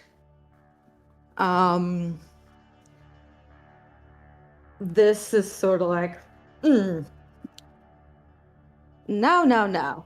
I basically, so Iris is going to basically like mix into the, hello? Yeah. Iris is basically going to mix into the power, like basically into whatever she's saying, right? To a specific point, the Sword of Malkav, right? And what she's going to say Or actually, wait, just like let me double check because Sword of Malkuth might be just an overkill in a sense.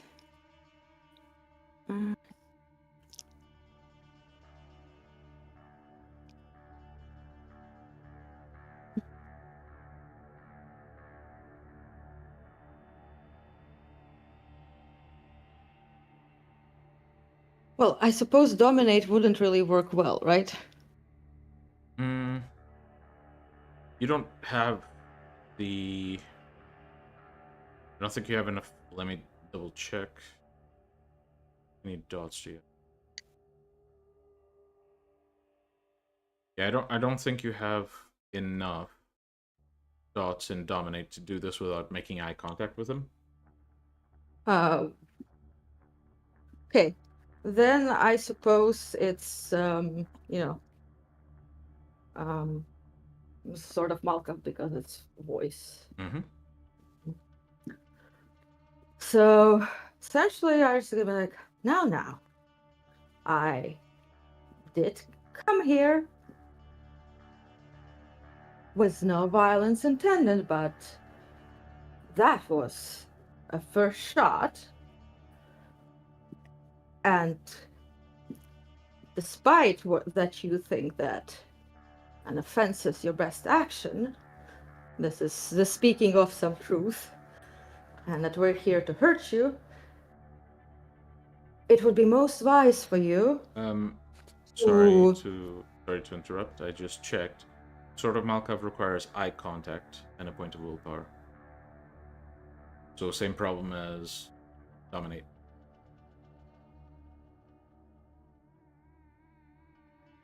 Well then, I suppose will over form it will be.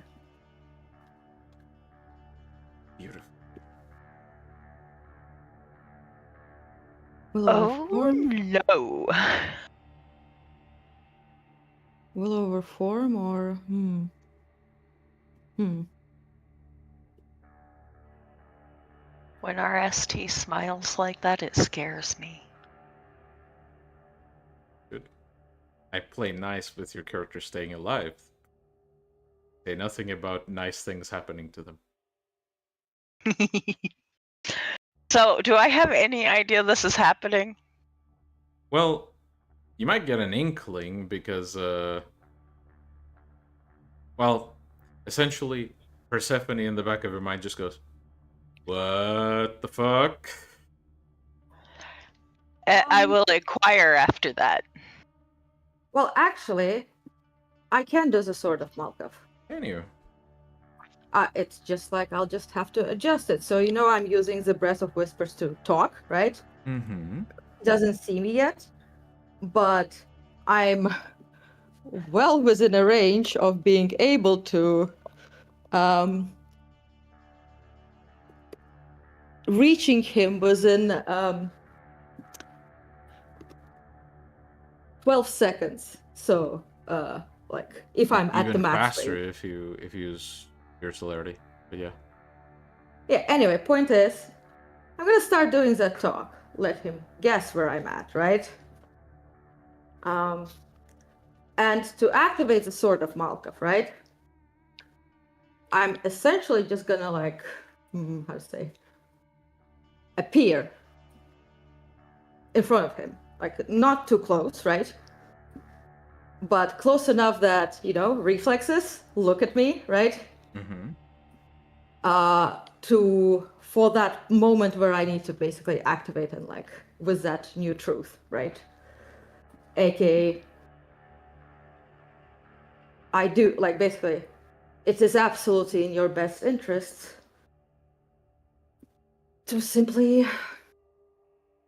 answer our questions, right? Basically, that's what I want him to believe. Okay. What truth do you replace to put that in? The truth that basically he believes that we are going to play that's what I said, that despite your belief that offense is your best course of action, and that we would blame you regardless of the truth, you will find you should basically understand.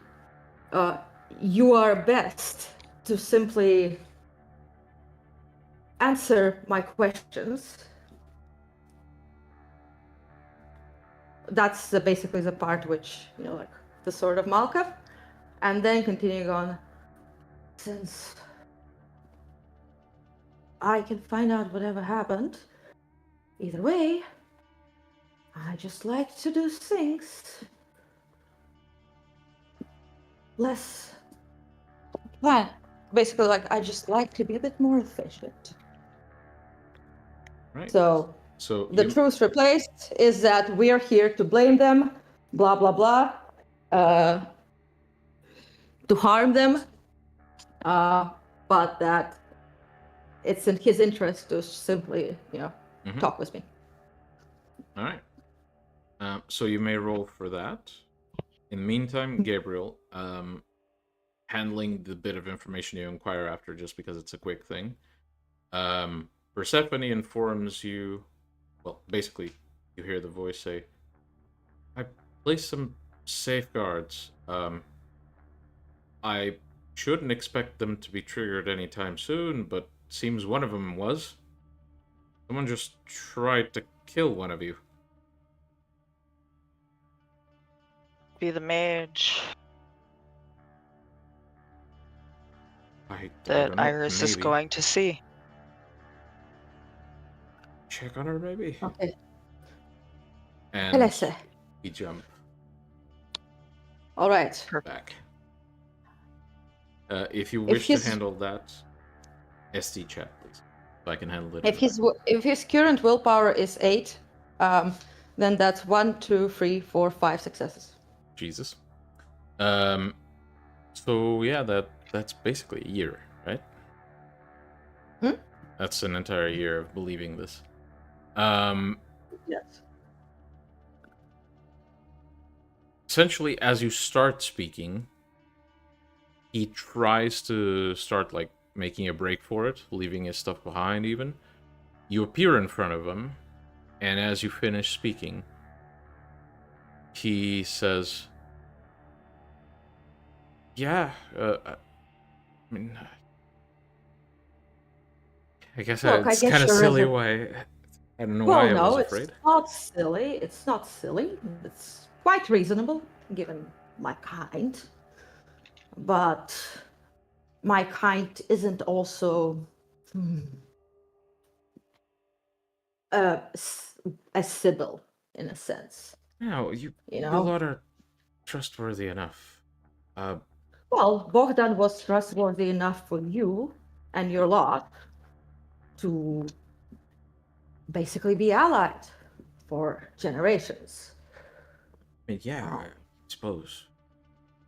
It would be rather illogical that you'd suddenly decide to betray whatever, how to say, partnership you had going on for how many generations, and Especially since he was one of our largest assets.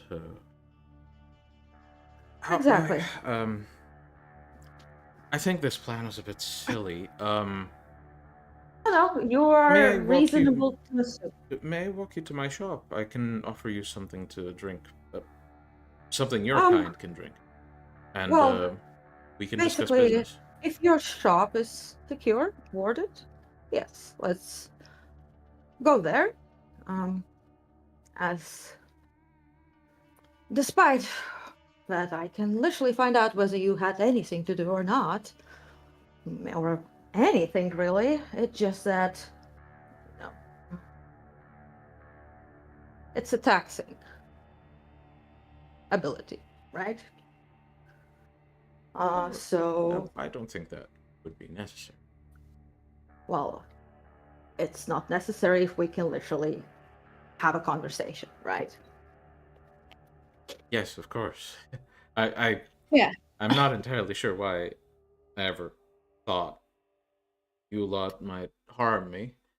It's kind of dumb Either way, mistakes. Please accompany me to my shop. And he yeah, basically picks basically, his stuff up and begins making his way back.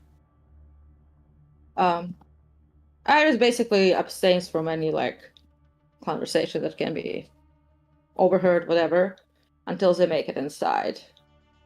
And once we're in, Iris will be like, also, I'm pretty sure that your partnership with Bogdan was not really anything anyone outside of specific Zimitze knew about. Sorry, could you repeat? Basically, Iris says, also another, like, thing where I'm confused.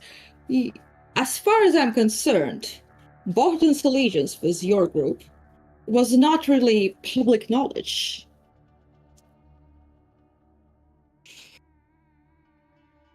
It was not. In fact, the only people who knew were, I believe you know everyone aware of the Alliance. Yes. My colleagues have already begun parting. I should inform them of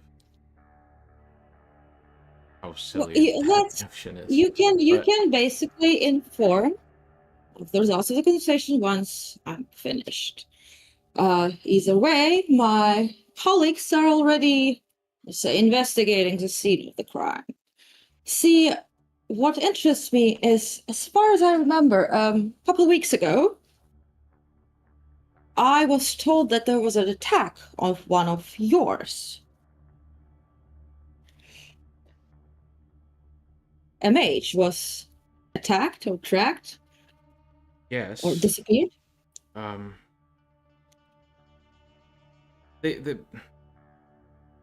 We don't know what happened necessarily, but given what we were able to find, we think he was attacked, ambushed. The reason we didn't pursue it per se, not really, was due to our alliance with you. We assumed that you would be inclined to keep the peace rather than picking a war with us, especially due to the safeguard. So we simply assumed it was one of the other political parties within the city. Well, there are many political parties even within our own sect, despite whatever laws all claim to follow. My concern about that event was actually a bit different. Do you remember the ring that you retrieved? All that Bogdan provided you information about? And that I assume you've managed to retrieve. Yes. Yes, the ring was in our possession, and we had it safeguarded Did that mage for a while. know those safeguards and location? The one who disappeared. Well, yes, but it's not like he could say it. We have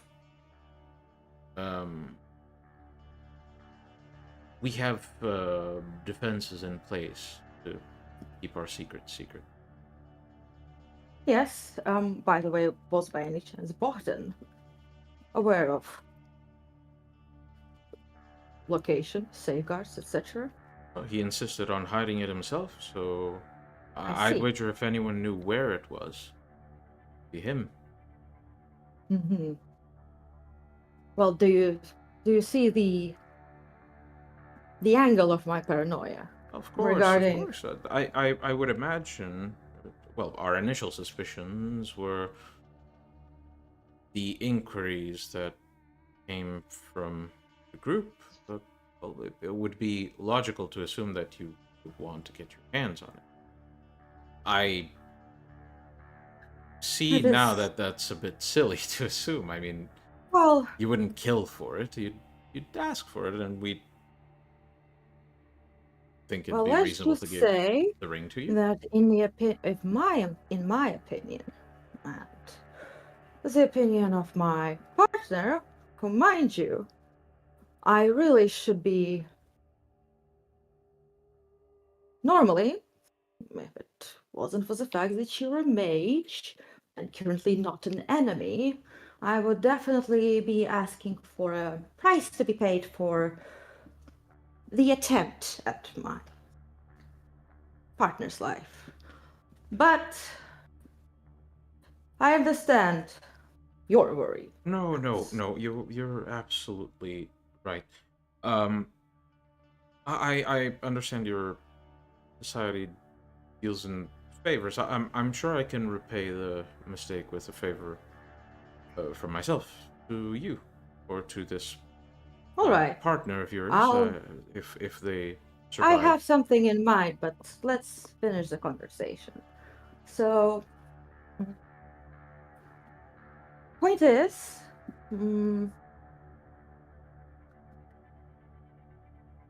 although me and my partner, and as well as other clanmates, family of your previous ally, deceased Bogdan, we were all pretty much in agreement that these items should be, how to say, kept safe, hidden. Lest we have another apocalypse-worthy threat. Well, yes, this is why we guarded them in a specific container. Nothing should be able to break it, really. The fact that it was terrifies us, or at least if the container has been broken. We doubt it has, but just the risk of it means whoever got their hands on it must be immeasurably capable. Or blessed, Iris mentions. Either way, you, as Bogdan's allies, would be quite knowledgeable about the types of protection, perhaps, how to say, events, types of energy, like, our powers of our kind each have, I would assume, a specific type of resonance, flavor. And Iris just does a bit of hand motion and brings up a flame. Like Caldenism, given that you use nature spirits, probably feels like one thing for you, while necromancy like something else entirely. Yes. Mm. In a way, it's just. Well, I have to be careful with how much I say. See, it is very easy for things to break once you start breaking the careful and tight knitting of reality. But What I meant is that have there been any suspicious uses of basically resonance of leftover magic or anything, whether within your colleagues, the other mages, or Bogdan's residence? oh, yeah, of That is course, there are many. necromantic, Aldunic, basically. Nobody without magic would be able to get in, obviously. There are many remnants spread all over the city. One that caught our attention quite recently, in fact, merited an expedition, though we found very little there. But we managed to spot several other hotspots, one of which was... it sprung out recently, which is how we found Mr. Bogdan. Well, more accurately, we didn't find Mr. Bogdan. Well, so what type of magic was it? And what were the hotspots? Oh, it's hard to tell. We are able to discern certain aspects of what was used, but Well, one of, like, I'm sure you know of the Tremere, the Hermetic mages. Those who used to be one of your kind long ago. We know the broad strokes. Clearly, they have been making some innovations. If our Yes. last Then encounter there's was someone anything like to- Bogdan, myself, my partner. Our magic uses nature spirits. Mm. And then there's also necromancy and doctrination, something that is tied to the underworld, so to say, the Shadowlands, the Abyss, whatever you call it. I fear what we sensed at the mansion was not necessarily within the parameters of what you have qualified. Essentially, if how do I explain it? If you try to put these sources of power into boxes to apply a label to each box, the box this came from is not a box your kind is aware of, to my knowledge. At least, I hope not.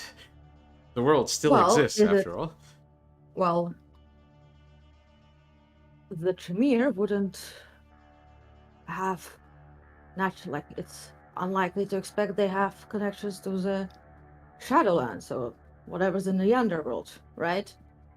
And Coldunic traces wouldn't leave behind any of that. I'm sure whether it's the spirit realm or the underworld, magic using any of those would have a specific traits left behind, so to say.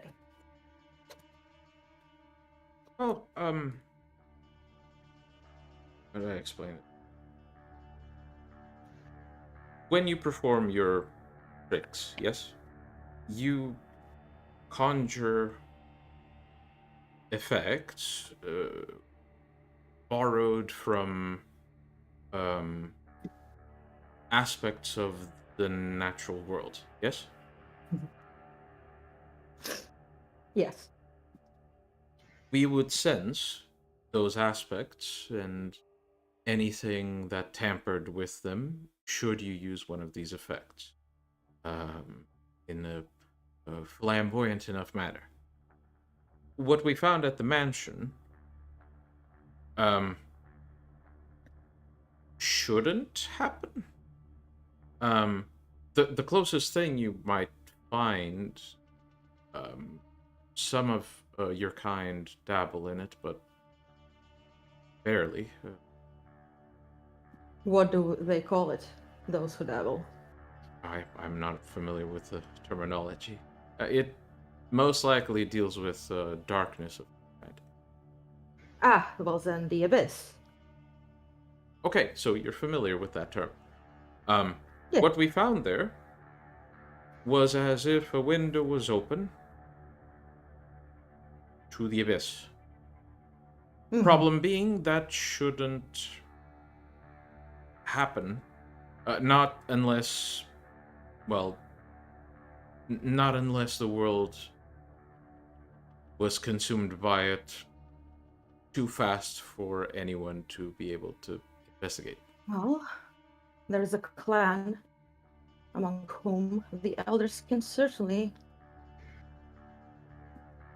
achieve such bridges.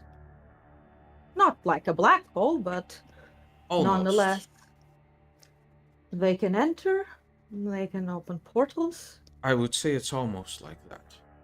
Though I am familiar with what you're describing. That is, if you compared the quantities it would take of this power, what you describe is like spilling a glass of water what we found there is as if someone were to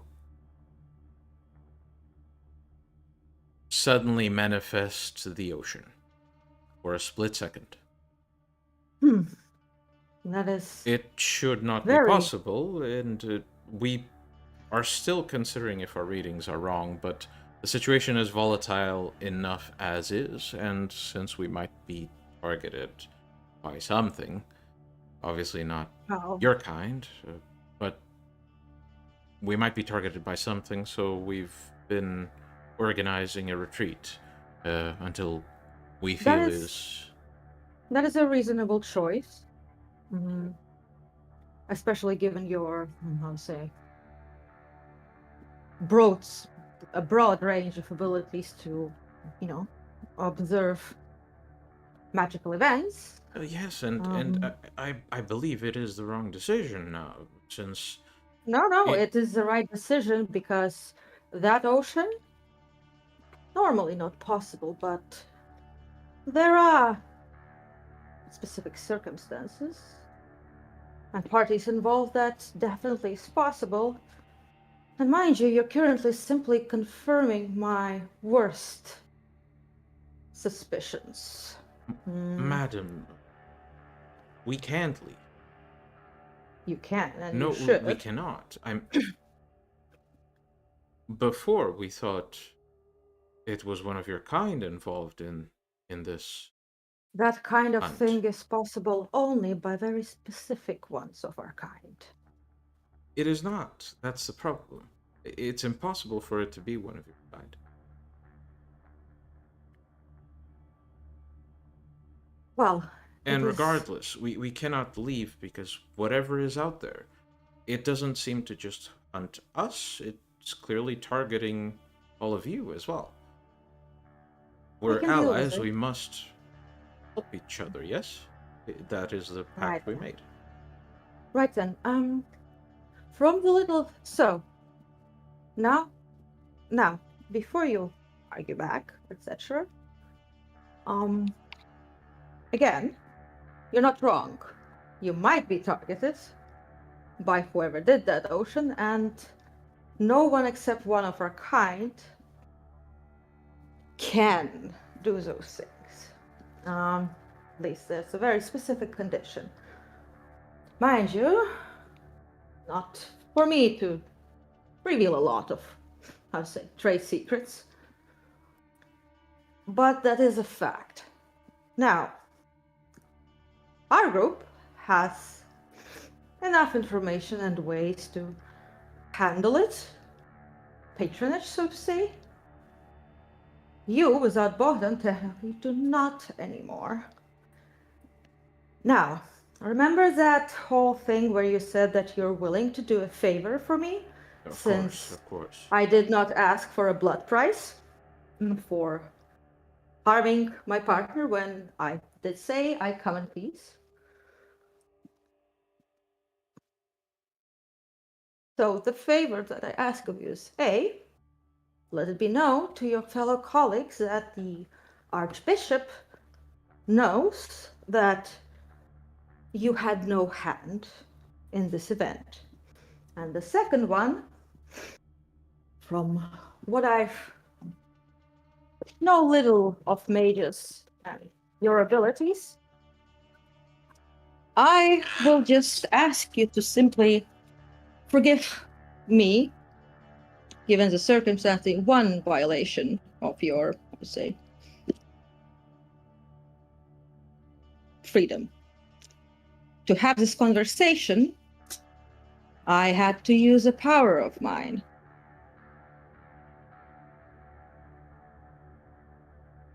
What do you mean?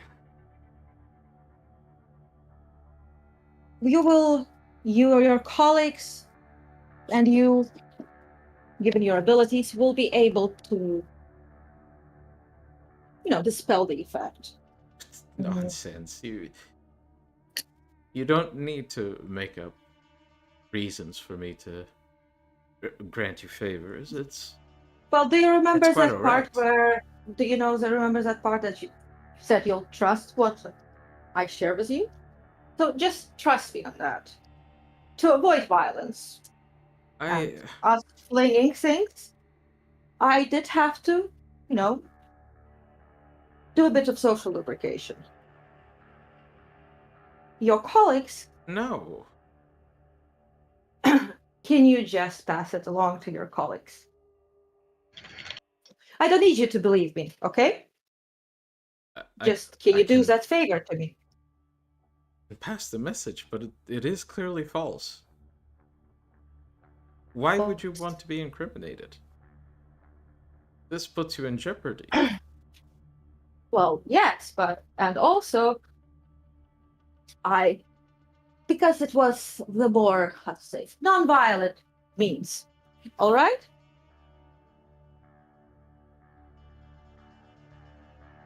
Basically, can you accept this as the price, the favor? If you wish it, I'll do my best to make sure they hear the words, but... How about, and Iris takes out a paper, writes down, essentially, the brief notes. Essentially, just pass it along to your colleagues, right? As it's written. Okay? Don't read it yourself, okay? And just simply remember that my favor that I ask is that you simply call it even. You activating the ring, me helping, I suppose it's a favor I owe you. I must, but... Just don't think too hard of it.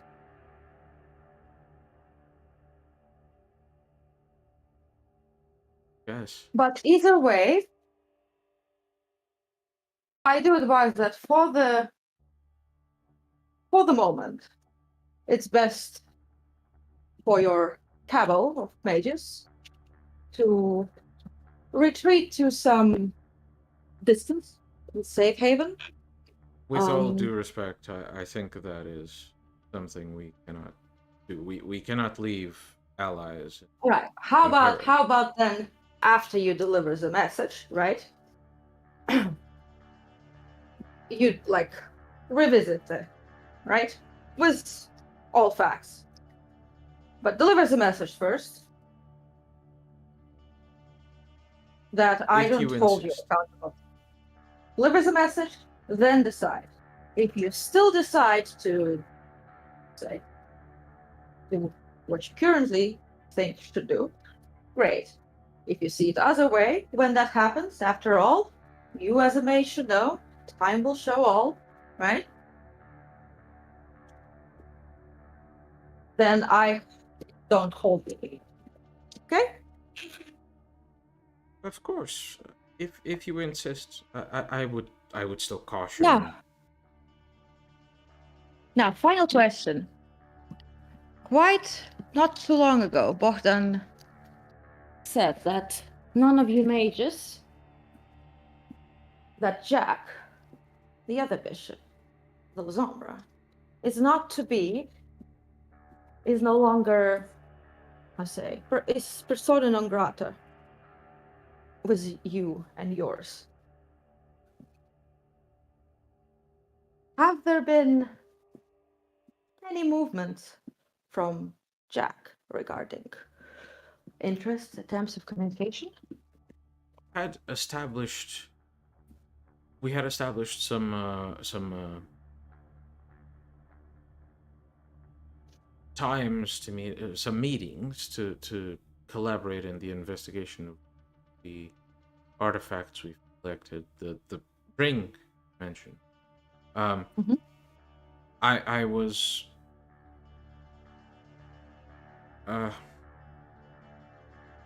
I remember there's a reason why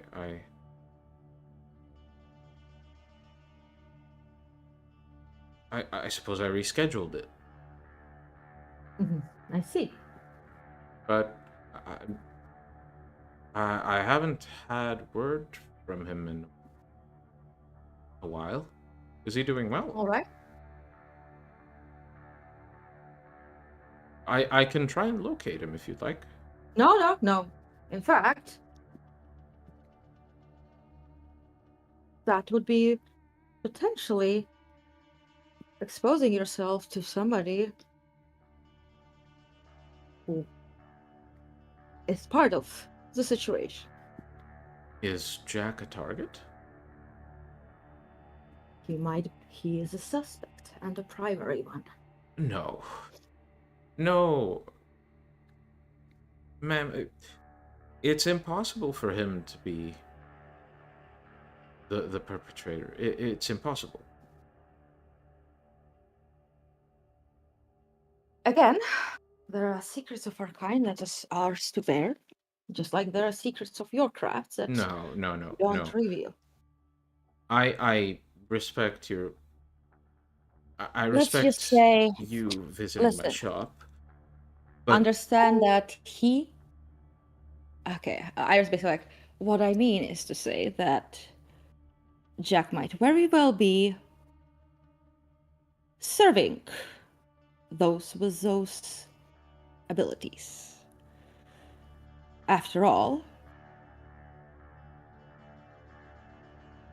there are those older, more powerful.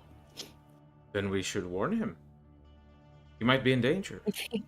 If he's in this situation, he's most likely a collaborator. Nonsense. Again, there is reason why I asked all these questions. The suspicion was already in place long before. Either way, I don't believe you understand. It is impossible for Jack to be the perpetrator.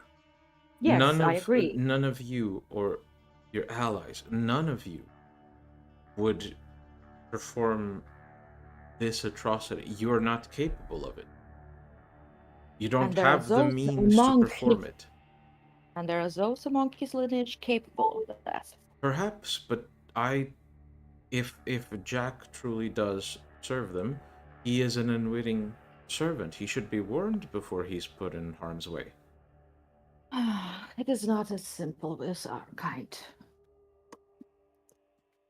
Well, allow me to at least provide some protection from whatever this might be. Can this be a talisman of some sort?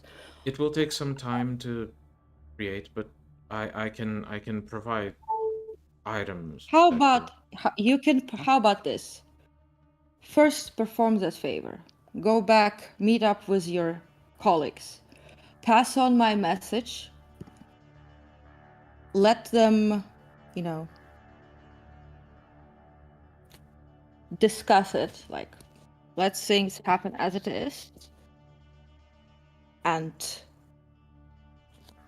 perform this task only afterwards, away where you have the time and the safety of your group. All right, not here, not now. We have our own tools as well. What I'm saying, first, do the thing that I ask of you. If you insist. But Very well. I do urge you to consider informing Mr. Jack. We will do as security demands. All right. Essentially, Iris, while she's talking, she's basically writing out a letter that she sort of seals away, right? One for the cabal of mages, aka you are we know you're not held responsible. I advise you to keep away because of your knowledge. And basically there's a minor mind thing on your colleague. You can basically remove it, right? And a note remind him that to not basically like, so that I don't ask him to pay for his attack on us, just that he accept that it was basically what made us even, right? I fold it so that he doesn't see it, like, right? Oh, like, okay. seal it So with, you like... you don't let him read any of it. Yes, basically Okay. it's like, remember, my favor is that you deliver it sealed to your colleagues, let them read it. Whatever happens next, okay? First, do this. Afterwards, I'm sure you know my phone.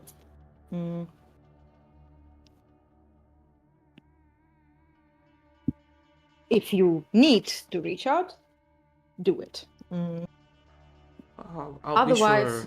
be sure to update you once the situation is solved. And despite what you asked me to do, while I will respect your wishes, I'm afraid I cannot bring myself to avoid making a case for why you should, why they shouldn't believe the letter. But I will respect your wishes. Iris at this point is just agreeing, just so that he basically like leaves, right? And just as basically the guy leaves, okay? Mm-hmm. I mean, you're in his shop. Yeah. Basically, she just wants him to basically fuck off like he wanted to as quickly as can. And that's essentially the favor that she asks, that you basically reconvene. Essentially, in the final note, like, right? Basically, like, the point is that once he's, without that saying, the Sword of Malka, right? Essentially remind him that that was the even thing. You tried to kill us, I just did that. But there's no, basically, bad blood, no feud. No. Right. No, nothing. And once he basically makes sure to listen to Iris's favor and like continue scurrying off, right? As quickly as possible. I suppose Iris would probably task Olivia just look to sort of like accompany, him from a distance. Just so he delivers the message. Which Olivia definitely would just give a quiet message in the back of your mind saying, on it. I said, just don't fucking, no revenge, please. Silence. I mean it. And with that long and fucking tedious fucking way of convincing the mage to just like do what you're asked to, I guess will probably be like, okay, doesn't mention. Alright. As Iris exits the shop and begins heading to the mansion, as soon as she turns into an alleyway, she comes face to face with Gabriel, who seems to be walking carefully, trying to look around. Right. Generally, just making sure you're alive. Well, I suppose it was probably a rookie mistake to keep those rings on us. But I suppose... I wasn't wearing mine. Well, we still hadn't taken ours off, but I dropped my finger quite quickly, and luckily enough was able to remove that bandage from Olivia as well within time.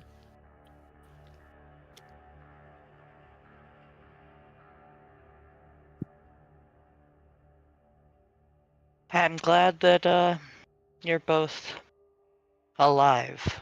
But I suppose if you knew of those tricks, also would have been, a heads up, reasonable. I didn't know. I just didn't care enough to wear it. Ah, fair enough. Either way,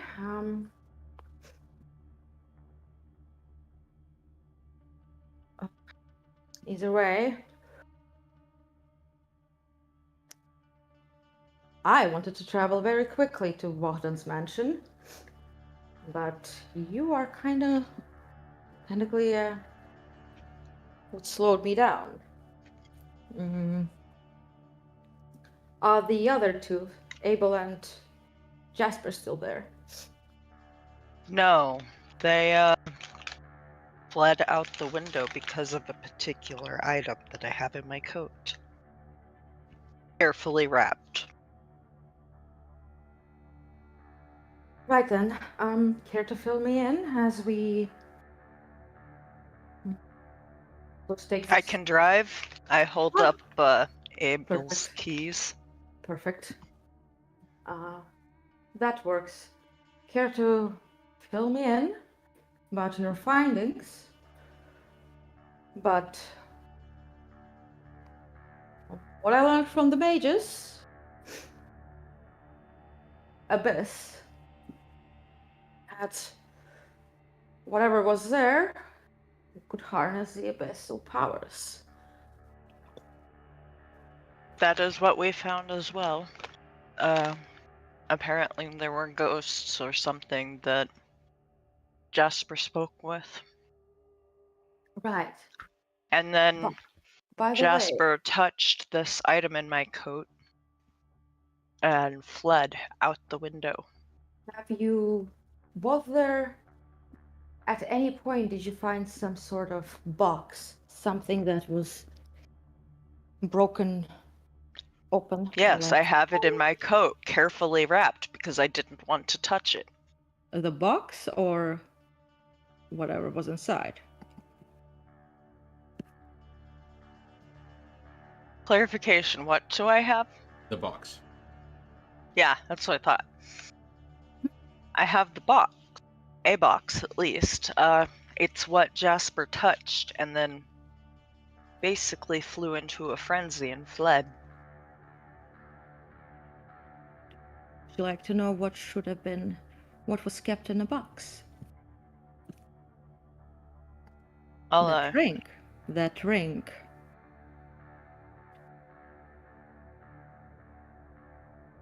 I think perhaps you could examine this once we're someplace more secure. Well, given my quite, how to say, And there were many murdered there, apparently. Well, I already know what was the purpose of the box, since I was able to quite deftly apply a bit of Felt some kind of mind presence that felt quite evil. I never knew evil had a feeling until that moment. Evil or how to say? Demonic?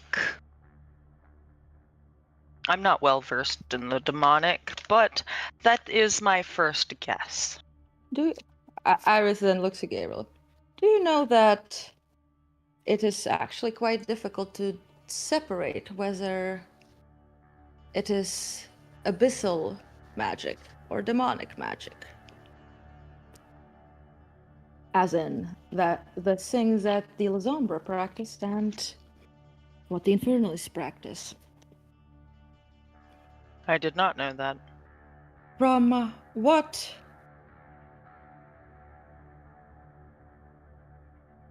what we've been, from what information was shared about it, the difference, the line is quite faint and very...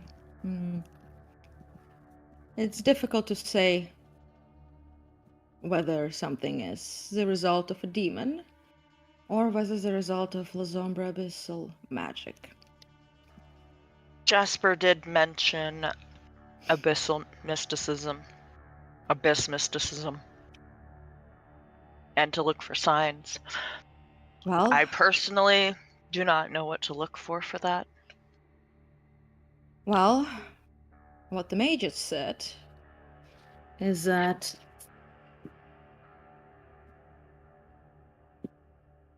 whatever went in there was essentially capable of using abyssal magics, at least at the level of Methuselah.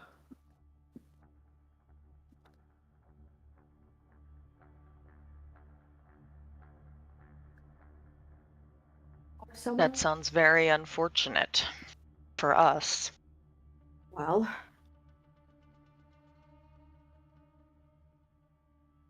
just how unfortunate and incriminating it is that Jack is missing.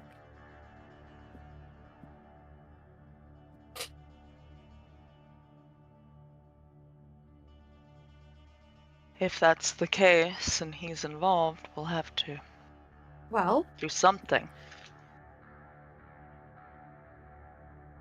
before we dive, see, do you remember how the glove ended up with us? Isaac, right? Yes. Do you remember what lineage is Isaac from? He did explain some to me. La Sombra. He's a bloodline of the La Sombra. Yes, he. Do Same you remember, as Jack.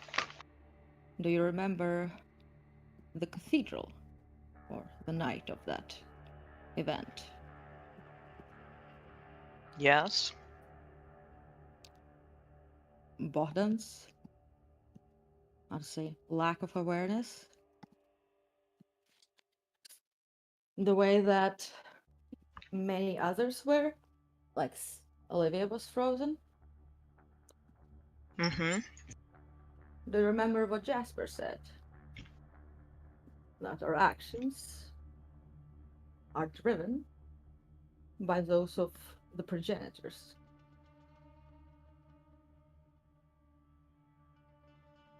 Yes. Isaac delivers the glove. Isaac suspiciously is within the vicinity of the mage that disappeared, unwilling to communicate what he was doing. AKA, at the time and the place of the mage being attacked, and after they disappear, and Jack wanting all 3 items.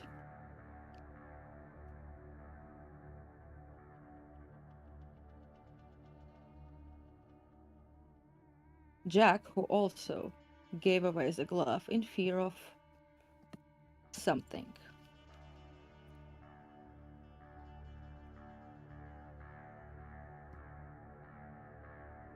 You've seen Jasper during the cathedral event, haven't you?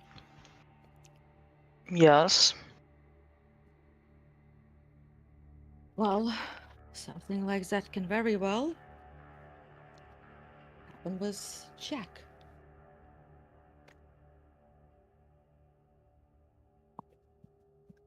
Either way, I'll send a message to reconvene at a safe spot. But I'm so far... He can feel when I use Temporis now. So, if we need to act to restrain him or anything of that sort, I will need to use it at the last possible moment. When we reconvene, I do ask you that you say, keep it to yourself about the whole Isaac situation involved. After all, there's also the daimonian aspect, which we can't just yet discount or disregard, so to say. Once or twice is a coincidence, but more than that is a pattern. Well, our concern is just to make sure that no one has influenced or controlled, directed, will be eager to eliminate us. Isn't Abel close to the priest as well? I have no idea what daimonian has. True, and we'd best to keep it to ourselves for now. These suspicions. That's easy enough. Either way, we know that the ring is missing, and from Jack we know that it was his founder who wanted those things back. That's much we know.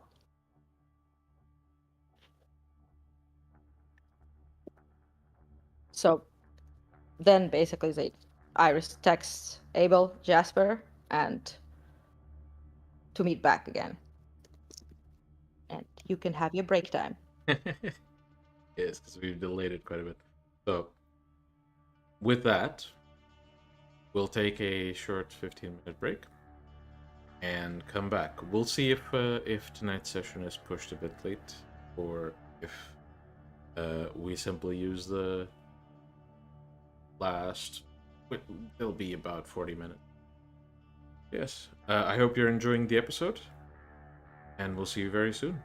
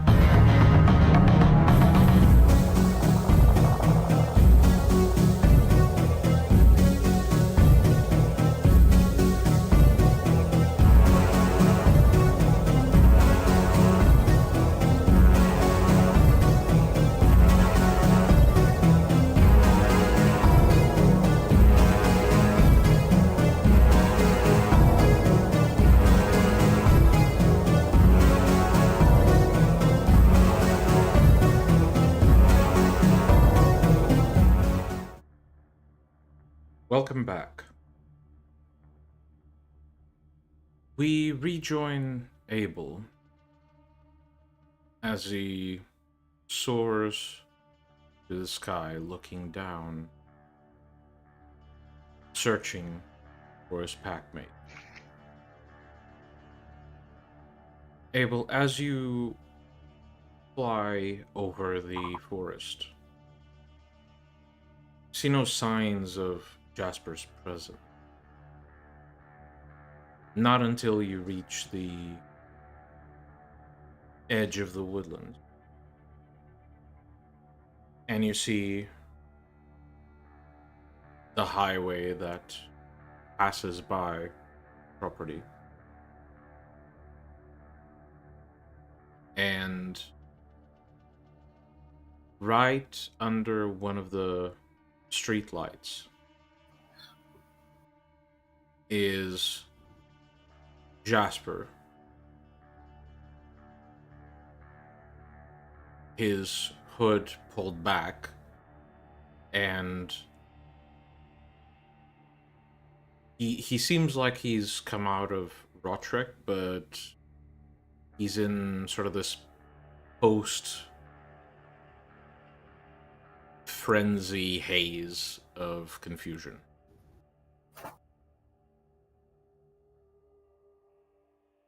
Alrighty. Well, I'm not gonna fly down there. So I'll just kind of walk out of the woods, I guess. Do I notice any people around before I land? Seems the highway is quite empty. At this time, it would be around like 2, maybe 3 a.m. So the road is empty, but there's no guarantee that a car won't come along and stumble upon you. All right, I'll just when I walk out, I'll just take my phone and appear as if I'm filming some sort of student movie or something. And then I'll just walk up to Jasper and pull his hood back up. Question: what is my mental state after I leave Ruksha?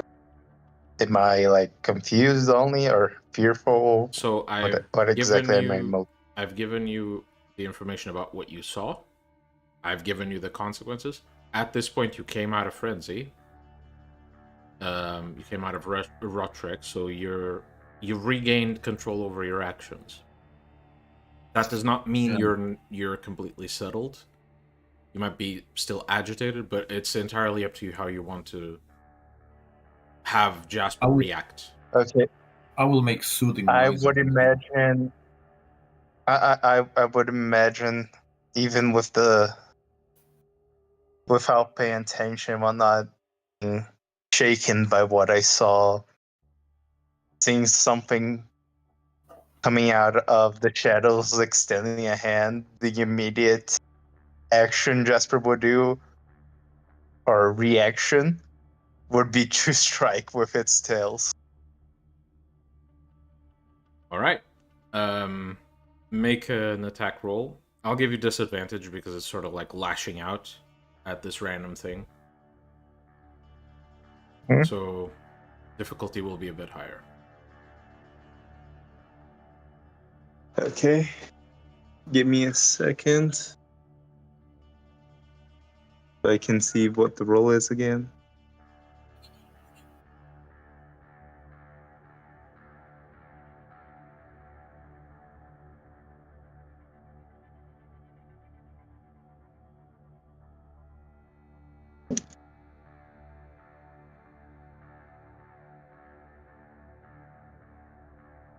Okay, what's plus brown?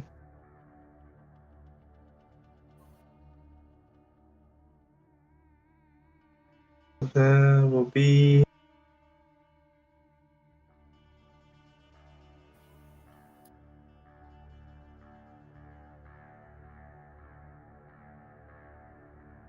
okay.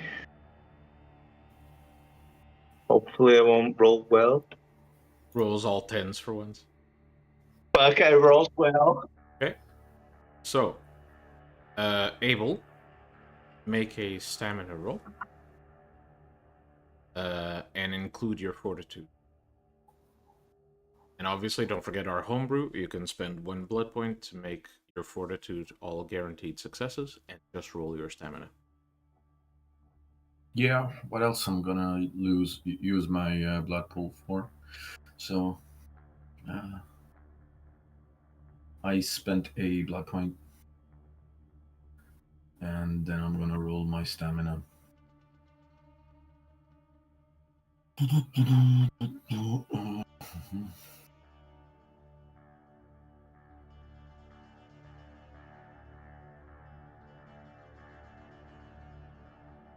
Okay. So, So, regardless of what Jasper rolls for actual damage, you have too much soak for him to reach those numbers. So, Jasper, you lash out, and your tails hit Abel. You hear some ripping sound, and Abel, your shirt gets a few slashes on it, but despite the pressure that you feel against your skin, you retain your shape and refuse to allow the cuts to form. hey, man, the dark is gone. We're in the light now. Jasper, still a little bit panicky, says nothing. He's just looking around, seeing if there's nothing else. This is a trick or something.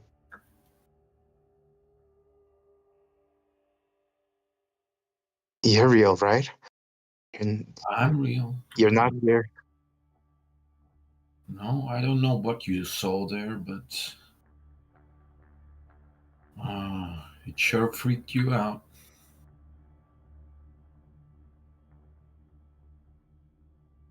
I don't even know how to describe it. Well, let's get out of the open first.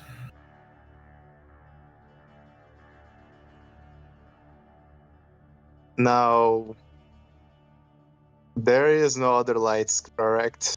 There's a street light. So as soon as he tries to pull me out of the streetlight, I said no, and pull back. Look, we have to get back.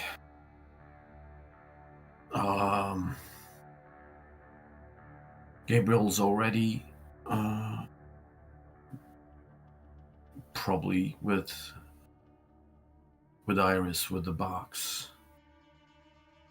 As sooner as we get to the bottom of this, the better. But if I leave the light, it will consume me. It wants to get me.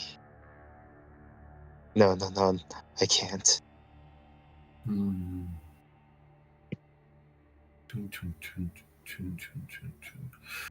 I will conjure a candle and give it to him. All right. Spend what you have to spend, and Jasper. I spend nothing. Right, I forgot you have you have that power. Jasper, you basically see, like, in your sort of paranoid state around, you eventually notice, almost like you didn't notice he was holding it because you were so nervous, but you see that Abel is holding a lit candle.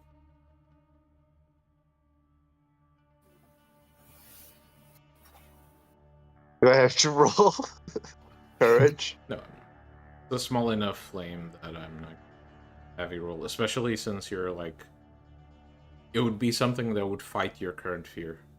So Here, take this. It's a special candle. It will never go out. Jasper grabs it like his life depends on it and brings it somewhat close to him, but not enough to probably burn him. Yes, this will keep. he says to himself. This will keep me safe, yes. Are we okay now? I mean, we need to fly. Oh, that's a problem. I can't fly. Well, you just have to hold on. But I gotta hold on to the candle. Well, you can do it with one hand. But what if it falls? What if my hand slips? I'll give you a new one.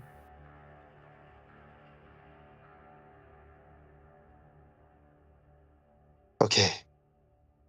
He says as he very, very slowly and cautiously starts making his way towards you out of the street light. All right. Yeah, Like almost every step is almost a minefield to him. Well, as he finally maybe trusts me enough to hold on, I will walk a bit more towards the comforting darkness and take off.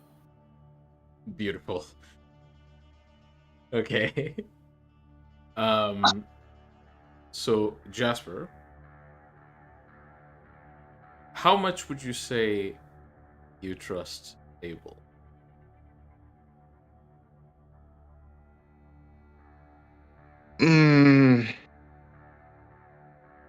I mean, Jasper hasn't had enough problems, and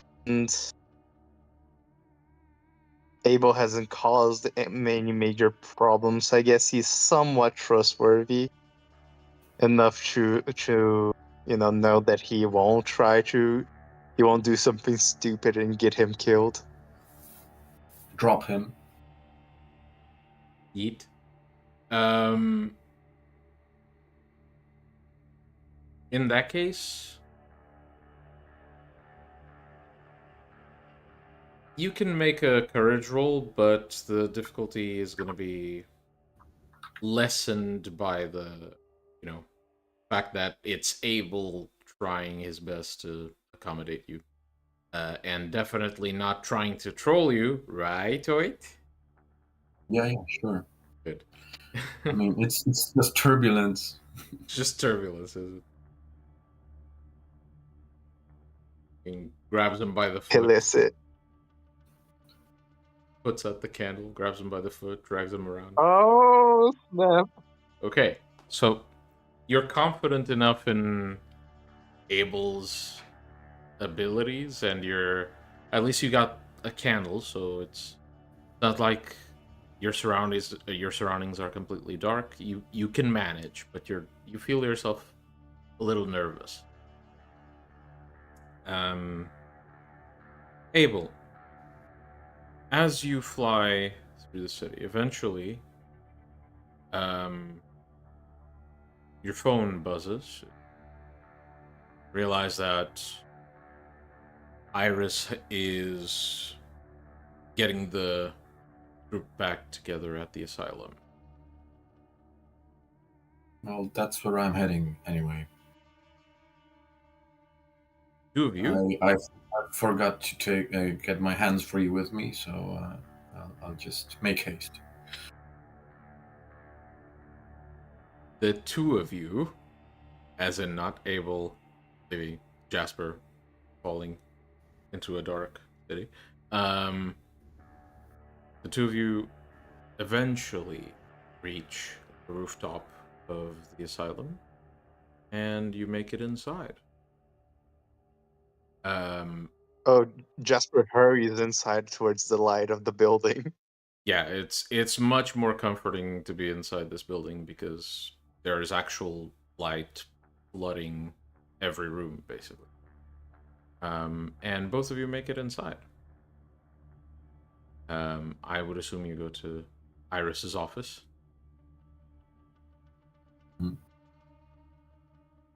And Iris, you see Abel walking into the room, followed by Jasper, who seems a bit on edge, and for some reason, despite his surroundings, he's still sort of clutching this candle.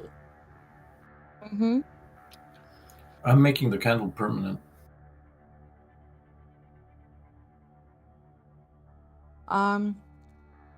Iris waits till everyone's in. She also waits for Olivia to, Olivia is also, expected to be here, Oh yeah, physically present. Olivia's sitting on the couch.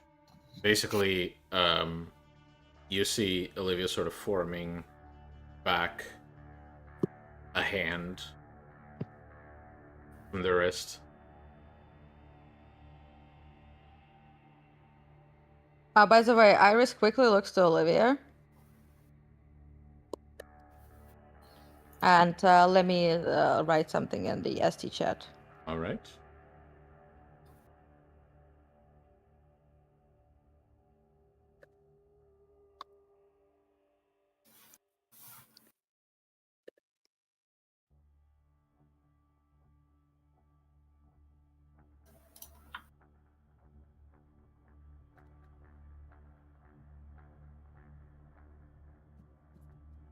In the meantime, Gabriel, are you doing anything? Oh. I'm gonna be doing what Iris told me to. I'm already here. I'm quietly sitting and watching everyone. Yeah, the intent is clear, basically, Anyway, essentially after that, Iris is like, right then, so I've managed to convince with a bit of supernatural coercion the mage to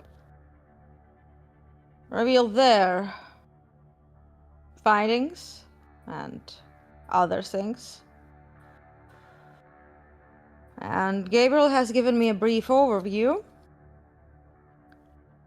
But currently,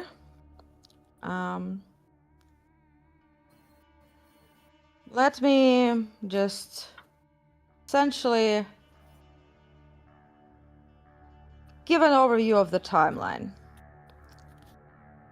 We were made known about the relics that Ramon possesses. That essentially were his source of power, right? And I was able to determine where and what they are. The cane was, or whatever was inside of it, was consumed by Jack, and we know what happened to the heart.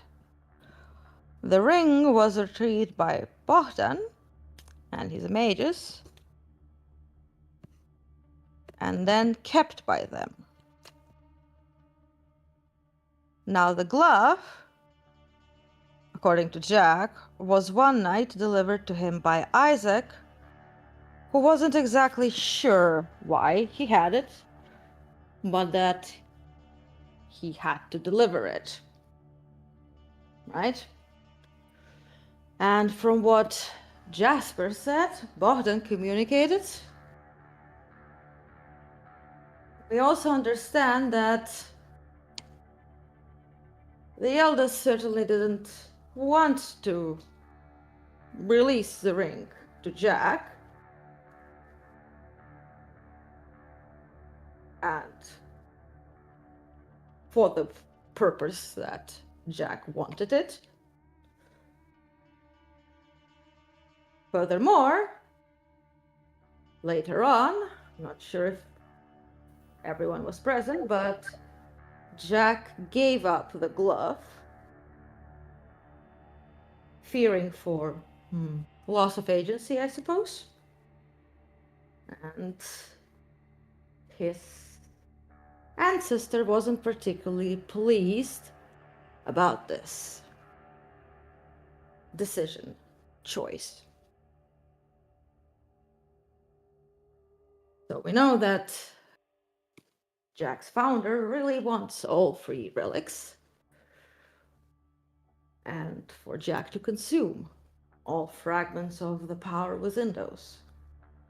Jack doesn't know why, nor do any of us. And neither was the ring used as any bargaining chip with the La Sombra by the eldest in any form. Now, when we met Isaac, Abel, you weren't there. The same day that a mage of Bogdan's mage was attacked and ambushed and disappeared, Isaac was there within that area where the mage was.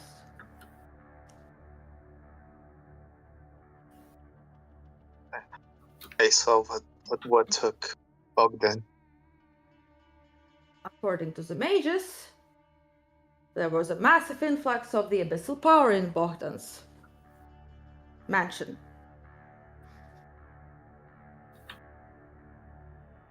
Regular La Sombra simply open still a little glass of the abyss, so to say.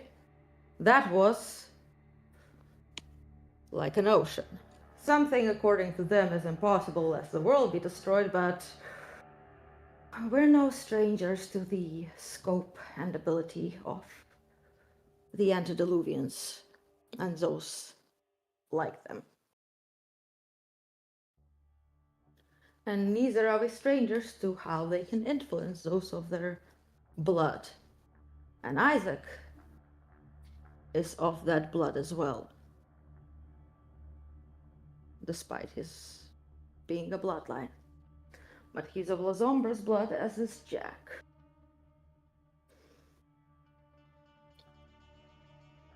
And we've seen how Jasper was during that event. A vessel for his progenitor. That is something that can happen.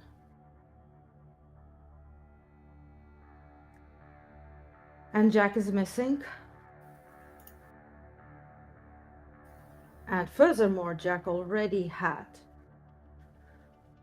a fear, suspicion that he might not have full, say, control of what he does, nor over his choices.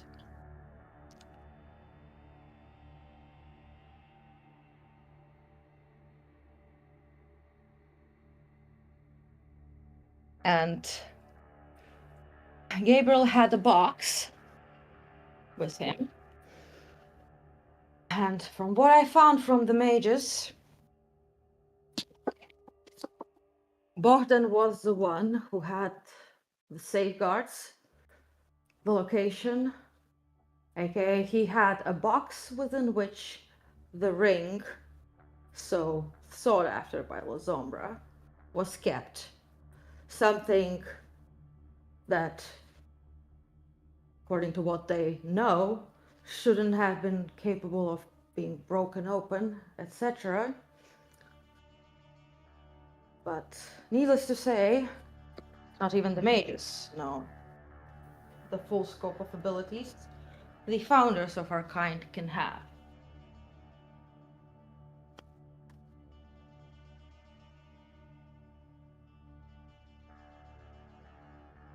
So, this is the point where perhaps you can say that it wasn't abyssal.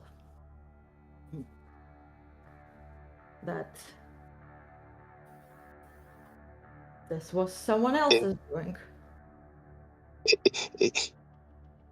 Jasper tries to speak, but he starts getting anxiety attack as he remembers how that thing looked. Would you like to By the roll way- courage to try and avoid it? I would like. Go on. Yes, Iris? Can I look at Jasper's aura? The dominant emotion? I mean, you don't really need to. He's pretty visibly shaken up. If you want to, you can. I mean, could I use passion just like to lower the, like, dullness? The sphere? After the courage roll, we'll see if you would. So, Jasper, you're going to... You're not going to panic to the point of having a panic attack. But you're going to get agitated. That emotion has to come out somehow.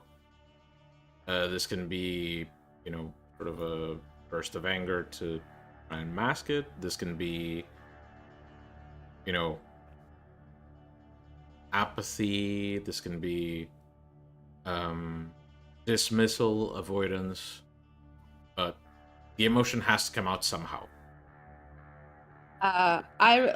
Mind you, Iris's reasoning to use passion to dull it is quite, how to say, utilitarian. She needs Jasper to remain his, basically rational, reasonable, sense without, any avoidance, denial, whatever, any of that. Yeah, but before, the courage roll came before your passion roll. So Yeah. now we see the consequences of the courage roll. Then you can use passion if you wish. I would say, as in a desperate attempt to not become that so fearful, he would become restless. Like, he would immediately get up, try to move around the room, see where the lightest spot is, and keep staring at his candle. Almost trying to deny that such thing exists. Such evil thing to himself. That it's not that bad, it's just in his head, in the way he saw, it must be a mistake.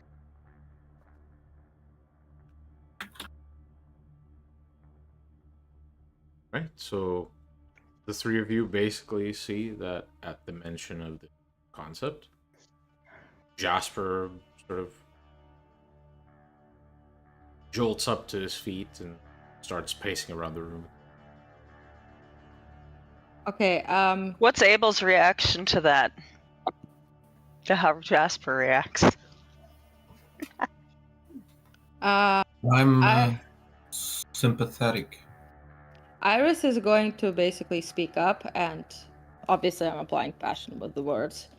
Iris is going to be, Jasper, I understand sometimes we're faced with things that are quite frightful, existentially so, but retaining a sense of rationality and cold detachment is the only way to avoid becoming a slave to your instinct, a slave to the beast. So basically calling to the path, calling to the everything, so I'm gonna roll Pelese.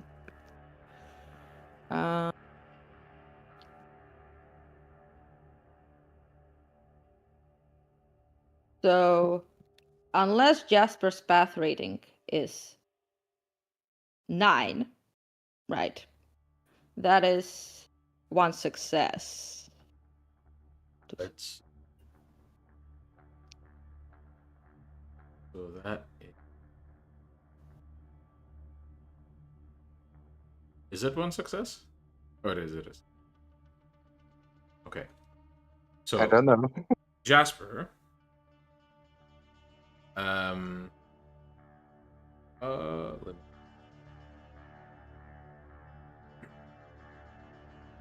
So Jasper, You get about 6 seconds, so the equivalent of 1 turn, where you are incapable of feeling fear.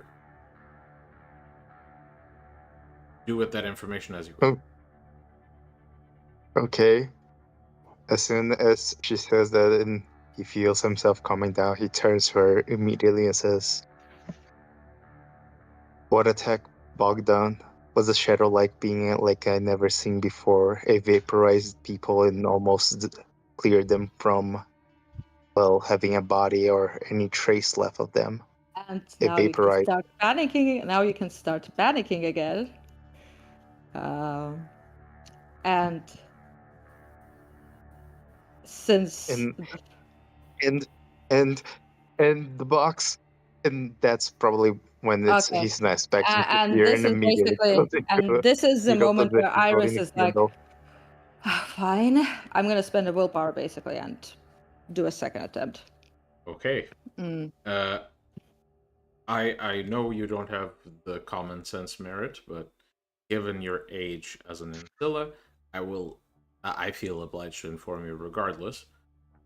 You are fully aware that multiple uses of dementation on a single individual, depending on how often you do it and what the frequency is, it might cause side effects like derangements. So Not be at warned. this level. Not at this level. And Oh, ST's discretion, bitch. every metamorphosis has some derangement. It's just something to overcome. He'll be fine. No, have at it. Roll.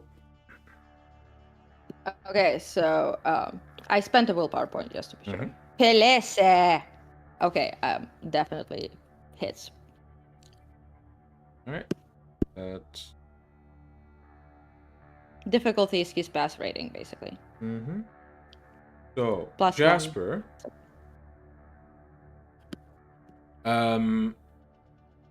For the next, let me double check.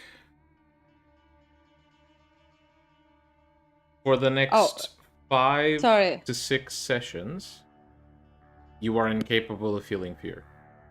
Good luck. By the way, one question. Since it was a second attempt, technically difficulty goes up by 1, right? Does it? Well, didn't you always rule that if you... We sort of. I rule that for most disciplines, but I'm imposing the fact that if you do it too often, Jasper's gonna go insane. So I think that's enough of a deterrent. Well, fine. This is enough. You've done enough. So yeah, for the Either next way. 5 sessions, make a note, Jasper. You are incapable of feeling fear. Okay. Fear doesn't mean he's incapable of rational thought, though. Yeah, but he has to rationalize that something is dangerous to be averse to interacting with it. Doesn't mean he's gonna start touching Fear fire. is our survival instinct. If he Right. doesn't have that, Part of self-preservation. But yeah, proceed. Right then. Calmer now? A little better, I guess. Unsure what you did, but I just dealt I with fear feel for some specific time. Not exactly sure okay. how long it will last, but essentially, that's Good not a enough. thing. Maybe a So, night, maybe a uh, couple hours, maybe a couple months. I don't know. so as I was saying, the preacher did reach Bogdan. I believe it was after that box, and I'm not sure exactly what it did to him. It feels like he kidnapped him instead of killing him, though unsure if he's still alive. Also, that box has clear, deep, very deep connection to the abyss, Well, I believe. the box was storing the ring. Remember? The ring that Jack really wanted, the ring that you wanted to keep away from. Uh, I wasn't. I'm not sure. Never saw the box. If it is, it's the first time I'm seeing it. Well, I talked with the mage. I don't know how much you've heard of what I relate, given your panic. Bogdan had within the mansion for safeguarding an enchanted, crazy enchanted box that was basically keeping the ring locked.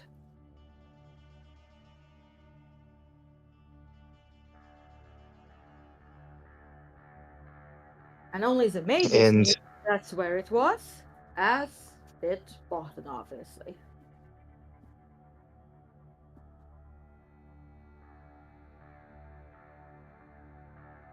You saw the abyss, that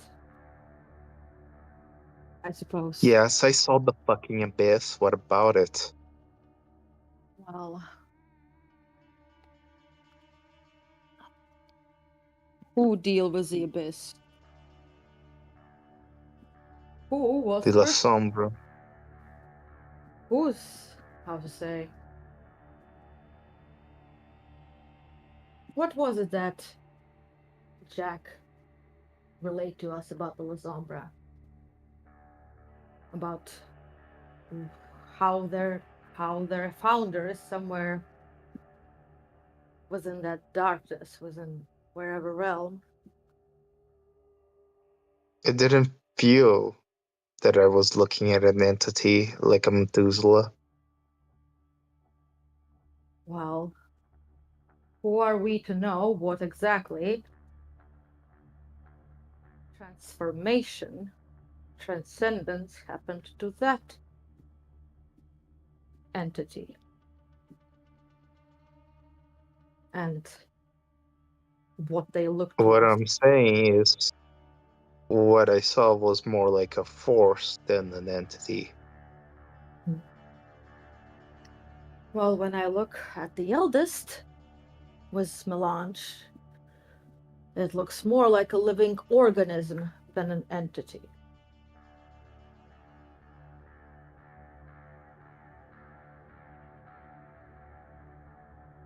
Fine, if you don't trust my vision that I saw. No.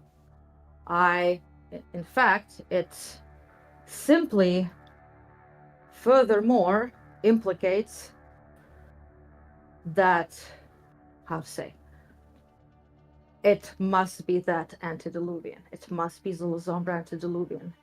Their will, their act, their vessel, willing or not willing. Because according to the mages, if that abyss as a force concept was manifested in such a scope here, the world would be gone. You know, black hole opening within solar system. It's the end of everything, right? The metaphysical vacuum of nothingness, right?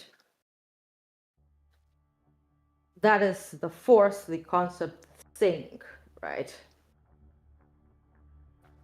Yeah, I guess. Like the major said, if that Can we portal... not talk about this? It's really annoying. Actually, Jasper, you wouldn't be annoyed by it Mind you, anymore. and this is part of what I sent to Jasper. You dulled his fear. So he's not afraid of it anymore. But this is not just a fear; it's a phobia. So it might manifest as other emotions, avoidance, anger. So it might absolutely manifest as annoyance, as this like bug gnawing at the back of your head, because phobia isn't just fear. It's absolute aversion, and that has facets. So it's impossible to like avoid it completely. You made it more manageable. That's about it. Well, Jasper, I find it rather out of character that you'd be annoyed by new knowledge, aspects, things. since normally that's not your reaction. Perhaps. Well, perhaps you react- just don't know me well enough. Well, I suppose you're free to leave this room. Or to simply overcome your instincts.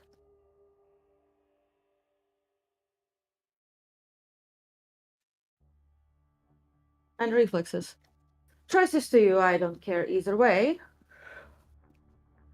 Just simply report on every single, finding. I was told you communicated with the spirits. Simply report, and then you can leave and be annoyed elsewhere. But we will continue discussing it. But connect telepathically to me, and I'll report everything immediately except for what I saw from the box. Iris will actually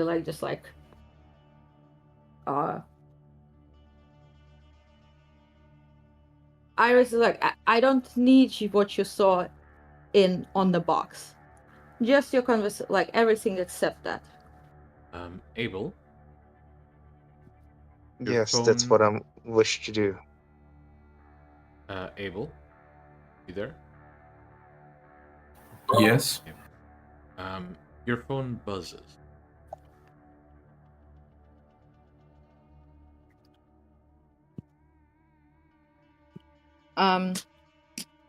Iris will first glance to Olivia, and basically just mentally be like, I check my is phone. it?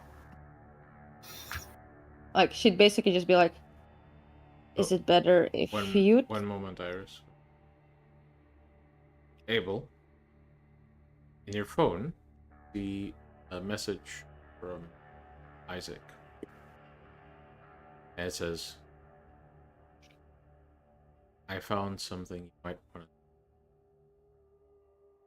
Come alone. As I said before, I'm still watching Abel, not Jasper, as much. Is my presence still required here? Well, considering that we're potentially dealing with another apocalypse or next thing, it would find it quite interesting what more important matters are there. Well, Isaac seems to be involved in all this, right? Potentially, his blood certainly makes him someone who can be a vessel. He might have some information for me, so... I see. Very well.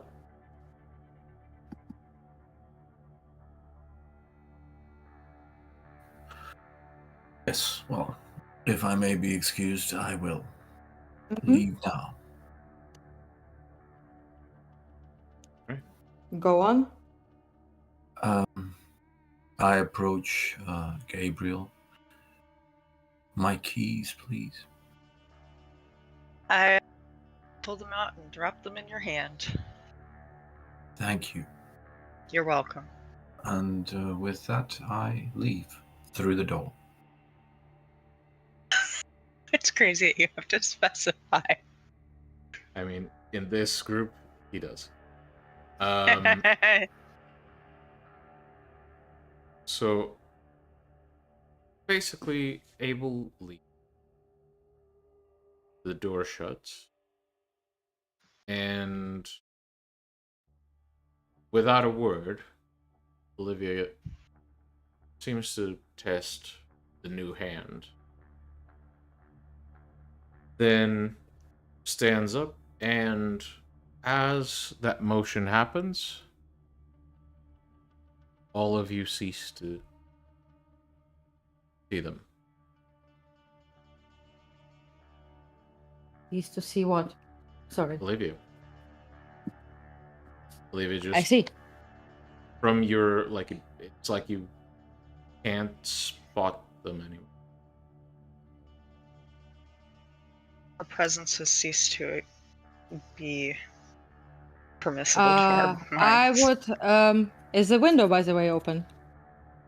Well, it wasn't. Now it is. Well, that's all right. Well, I suppose I'll have to retrieve the information from Jasper's mind myself. And is it possible for me to use like perception shift to like very carefully to basically avoid looking at anything box related, right? Oh, don't worry. Jesper would be very much repressing that memory. He would. It's not a question of if he can repress it. It's a question of does Iris stumble upon it. So Iris, the problem with what you're trying to do is you're trying to find a memory without exposing yourself to the bad part of the memory.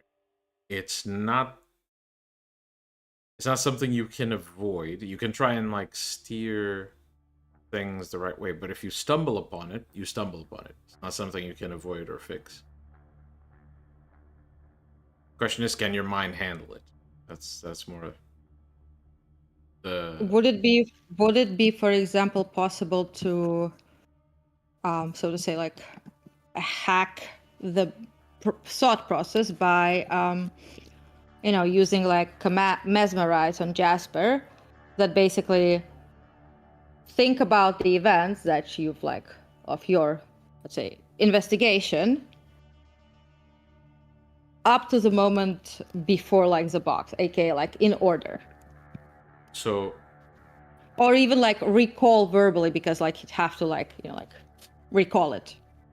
yeah. It's definitely something you can do. Just keep in mind, dominate allows you to command someone to perform a task. Their capacity to perform the task is not affected by the command.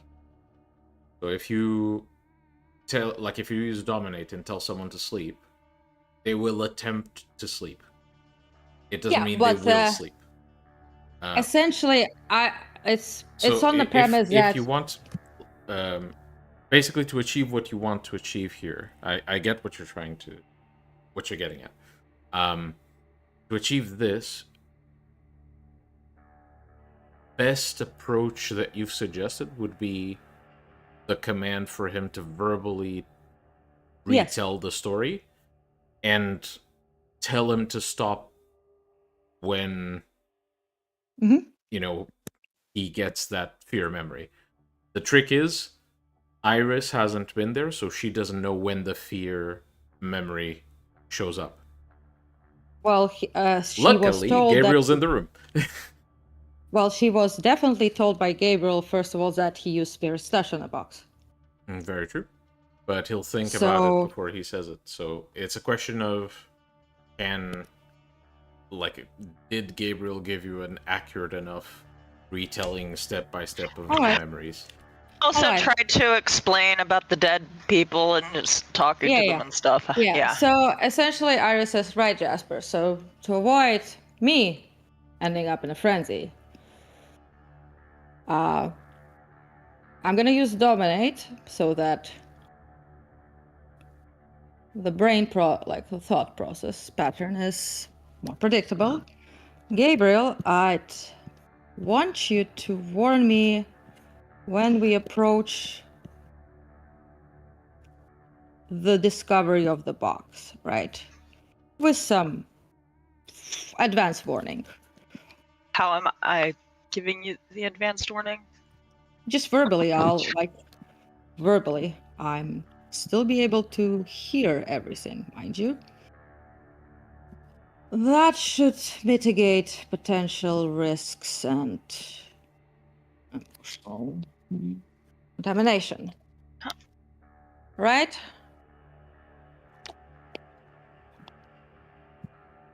That all right? Jasper? I can just tell you verbally if you want. Right. Then Iris basically activates Mesmerize. Retell your investigation from the moment of arrival, in order, in detail, recalling what you saw, felt like, etc., in chronological order without any, as it happened. And Jasper had eidetic memory, or no? It I have it. has I eidetic have it. memory. Well, either way, like, basically the point is, in order, chronological order, verbally out loud recalling. And while he does that, Iris will be using telepathy.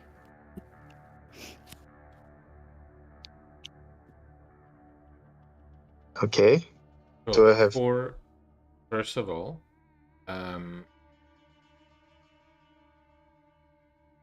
given the fact that this is a pretty complex process, Jasper, are you allowing the dominate to take effect? Or are you attempting to allow the dominate command to take effect? I mean, he doesn't know how dominate works exactly. He has never been dominated, so he's just there. Okay, so He will try not to oppose, I guess, but he doesn't know how it is. yeah, so Yeah. naturally it would happen that your willpower kicks in. So Iris, please roll for the command.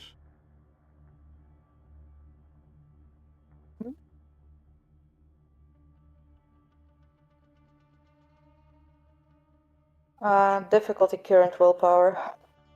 Okay, let's. This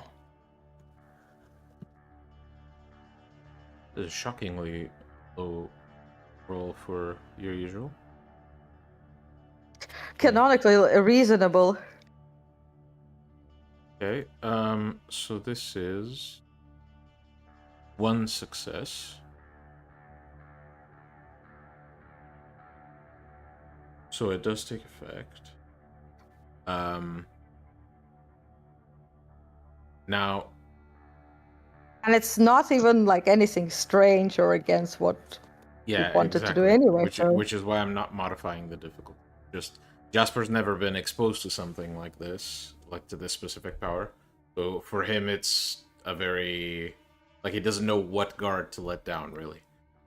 Alright, so the effect takes command. So here's how we're gonna do this. Jasper, to the best of your abilities, you are going to actually verbally describe the entire process, the entire set of events, all the way up to you seeing that fucking thing. Mm-hmm. Gabriel, to your best judgment as a player, speak up when you want the thought process to stop. I'm not telling any of you, because this is not something any of you have experimented with, have experience with. I'm not telling any of you, but there's a specific spot where Jasper's thought process will imagine the thing. If Gabriel does not stop the entire storytelling at the right moment, if that moment happens, I want him to avoid Iris is the gonna part see of it. the room. I want him to avoid the part of the room where he saw it. No. You can't do that like that, because repressing something actively means still thinking about it. Yeah. So essentially, that is repressing something. You're still technically keeping it in mind. Avoiding something is still keeping it in mind. Yeah, so essentially, Jasper's gonna be talking about the story. Gabriel, in real time, that's what... you are charged with speaking up and, warning. Essentially, that's why Iris said verbally recall in chronological order. Yeah. I will repeat the warning. There is a specific moment I have in mind where the image of the thing that he saw shows up. The concept shows up. If Iris is exposed to that, that's Iris being exposed to that. It's not. There's no really circumventing this entire shtick. So, proceed. Good luck. We proceeded to arrive into the domain of Bogdan. When we arrived, the doors were completely destroyed. Almost nothing left of it. We entered and it was a complete mess, but mostly with no bodies, just dried blood everywhere. There was And a body hand. part that I saw. There was a body part that I saw. A hand. I grabbed it to try to see how it died, but couldn't quite well see it. What exactly killed it. So I tried summoning the spirit to be able to talk. Unfortunately, the spirit was in a catatonic state. Wasn't able to speak much. The only thing he said was to hide away from the shadows. It was at this point that I thought that maybe Ella Sombra was involved, and looked around to see if there were any other spirits I could talk to. There were lots of them, but only one that seemed to be in a responsive state to its surrounding. I do believe you remember it. It was the first school of Baghdad that entered into the city. I spoke with him. He seemed to be doing his own investigation to try to figure out what exactly happened. He told me how he perished. He died going up to try to figure out what was happening, when suddenly darkness took him, and that was it. And after that, I decided to see for myself what exactly happened.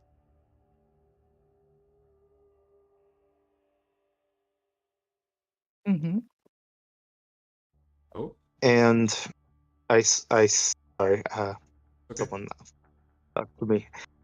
And I tried to see what exactly happened, and that's when I saw a creature of pure darkness going up Sorry, to wait. them.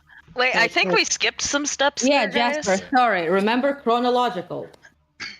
That was after you touched the box, the spirit touch. No. He's describing the spirit's touch on the floor. Okay. Can then Jasper like mention that spirit touch on the floor? Okay. But proceed. I mean, okay.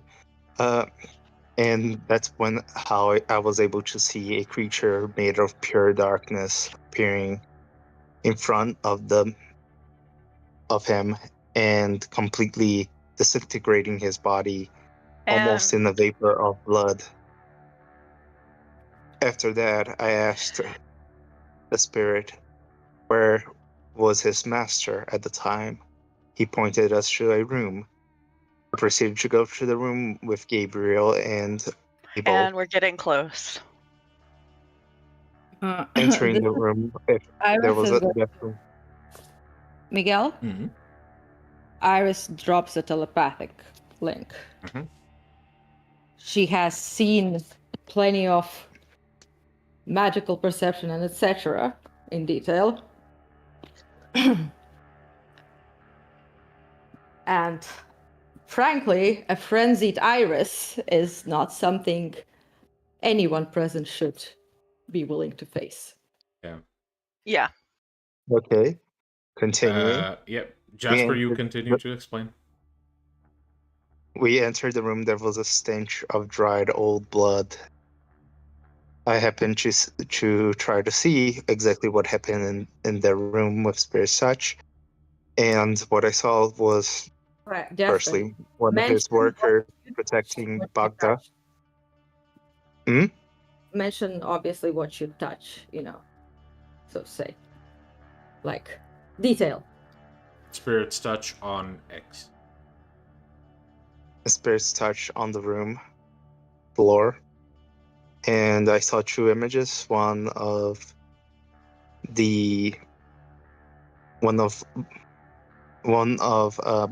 Bogdan's servants protecting him and dying.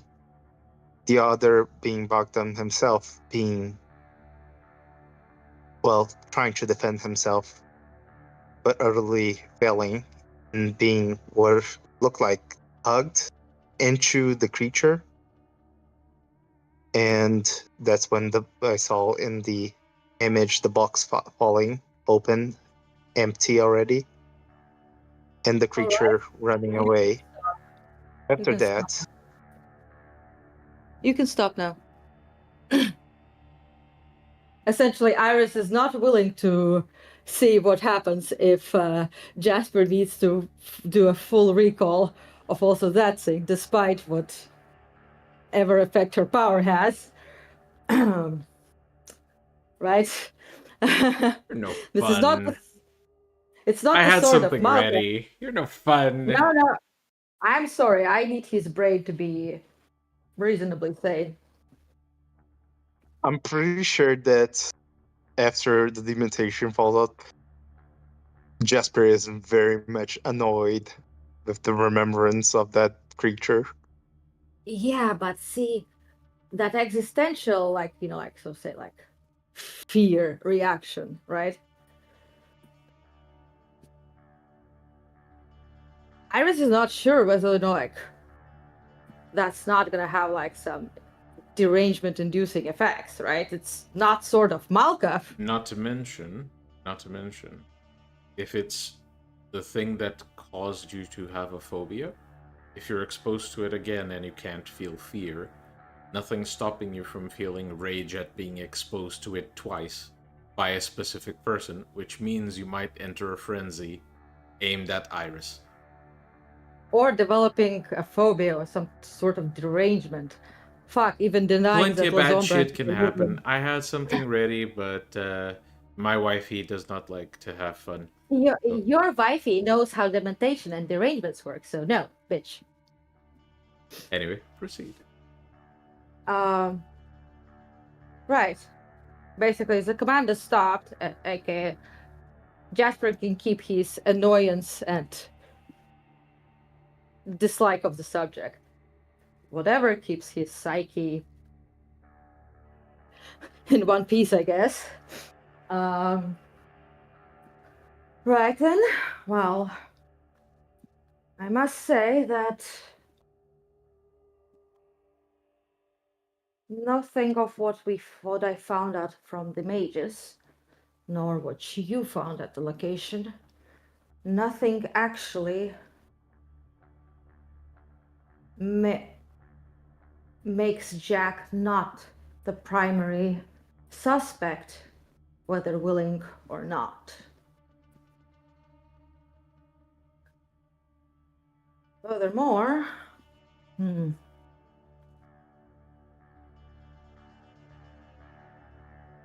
Isaac certainly can also be just as well, I'll say, compromised.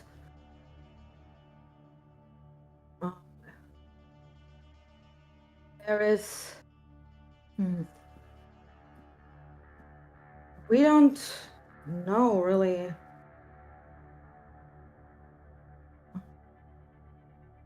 Well, do we know? He doesn't have obtenebration.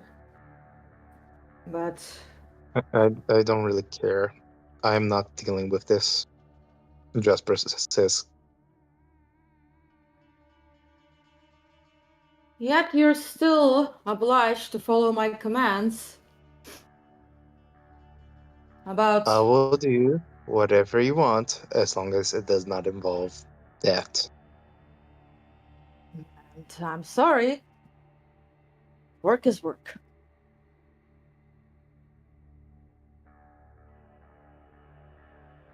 But... Very well. Jack, we don't know where he is, etc. Find him.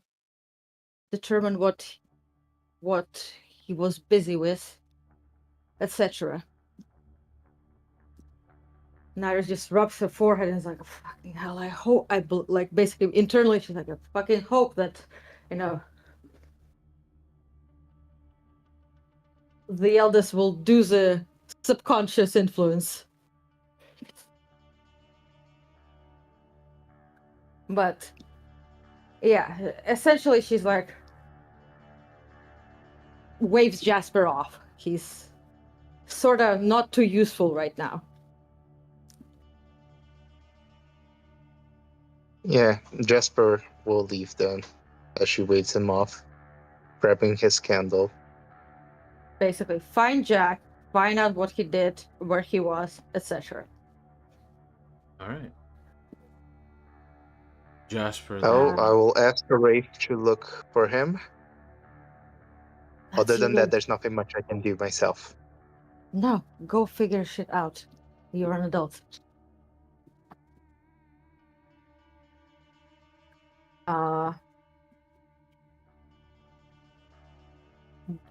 Once Gabriel is left. So at this point, Jasper leaves them. Is this confirmed? Jasper? Yeah. Okay. Yeah. So Okay. Jasper leaves the room, and Iris and Gil are left alone. To the best of, well, to their knowledge. Tell me, have you by any chance learned any obtenebration? No. Good. No daimonian either? I don't even know what that is. The infernalist power. No. Good. Then you're certain to be outside of the scope of energies that we found. So it appears. Now, we don't know how much. While I'm certain Jack had plenty to do with this, not certain exactly how much he had free will. How much he has that. Or whether it was anyone else involved. But you were Jack's student in the past. Yes. You trusted him with the secret about the mage tethered to you. Yes. And your mind and thoughts are rather jarring for anyone except for one like you.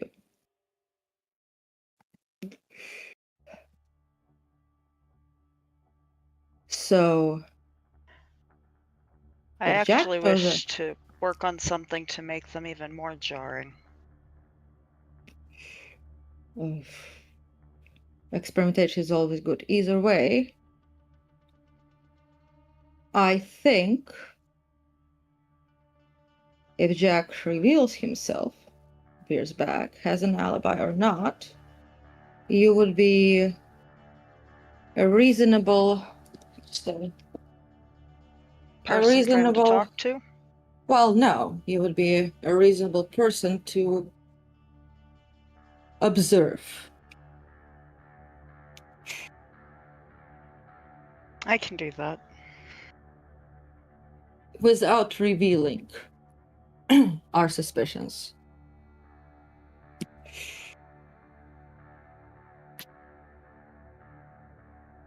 So, but at the moment, it would be the safest bet, the safest choice to assume that his actions, words, are influenced by the founder.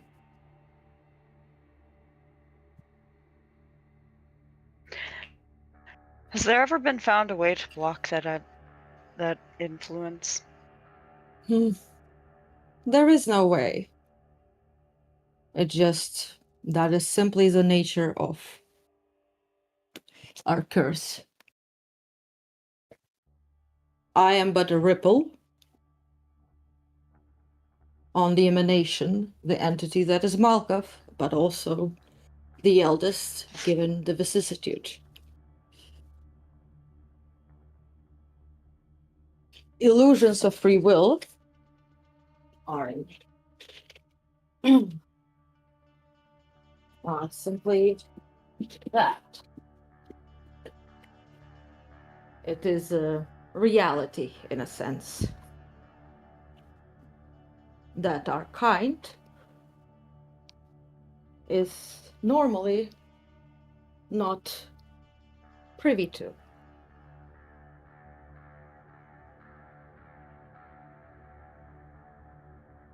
Well, But such that idea, the deterministic nature of our unlife, etc., and any, I say, moral suffering for it is pointless. Gravity is gravity, right? While attempting to break free of such things, well, only final death would release you. Or some greater power than the antediluvians and divine interference, but that's simply a hypothesis, so to say.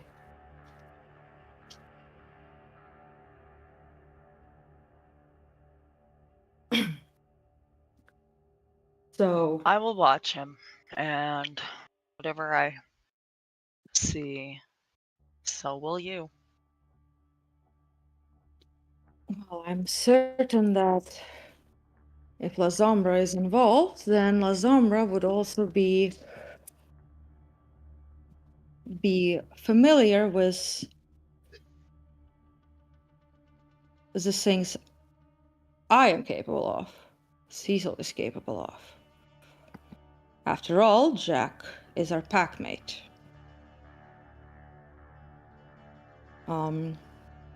Jack doesn't know everything that I'm capable of with Temporus. I rarely use it. Exactly. But Jack, or if he's influenced by the founder, they might take some precautions to obscure himself from my sight. Whether that's possible or not, I don't know, but I'm certain that at the very least it's possible to confuse and mix up the trail. The way my sight works, that I'd end up more lost than on the track, so to say. After all, Jack has seen my ability to track the relics, of which I had no knowledge, no connection, and other things, right? That means that whatever he knows of us, if La Sombra is in control, then so does La Sombra know. He's also only seen me not exactly follow your orders. Gabriel, forces a smile just for Iris's benefit. A rather irksome trait of yours, yet nonetheless. The smile comes off as a mix of patronizing and irritating. I was like, a rather irksome trait of yours, given that in most cases my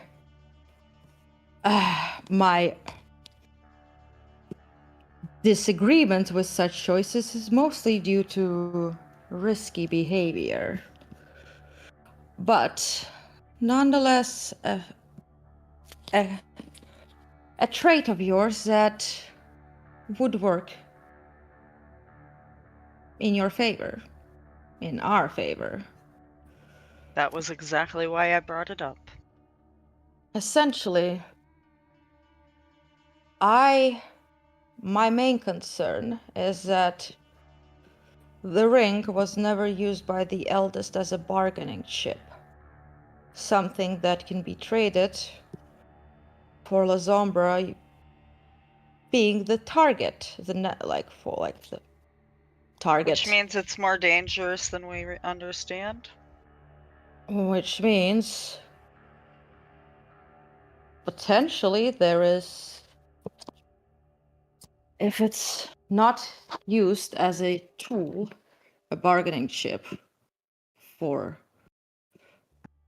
their goals, their power, etc., considering that it's not exactly an enemy, so to say, then there is a reason why they don't do it.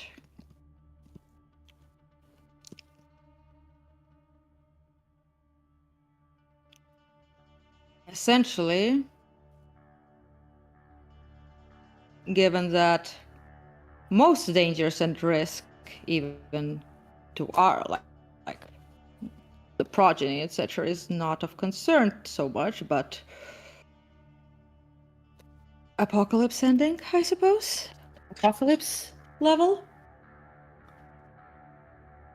Risk? Threat? And our goal is to not let that get out. Gabriel. I have too many books left still to read. Sorry. Gabriel. Make a quick perception empathy roll. Emotions apply.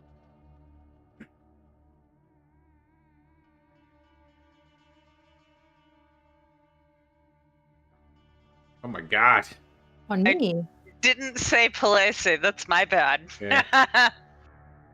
Is he doing I don't that on notice me? shit. Yeah. Wait. You do have the passive heightened senses, but Oh, yeah, I do. So I have 2 successes. fucking saved by the bell, aren't we? Yes. So Iris talks about the apocalypse like she's fucking done with this shit. Like this is her fucking Friday, basically. It's the vibe you get is Iris deals with this shit so often that the word apocalypse doesn't even mean apocalypse to her anymore. The That's thing the you vibe. told me not to investigate, is it also apocalypse a level? I was like, no.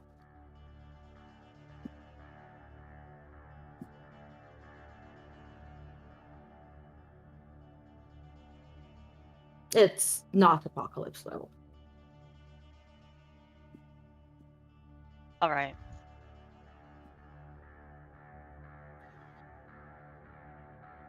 At least to the world, so to say. Like, not a concern. Infernalists can be apocalypse level threat. Talmahara, definitely. Many things.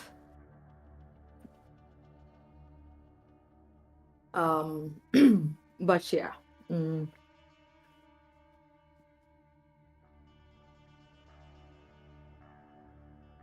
I don't. My concern is that we have that at hand within our own pack.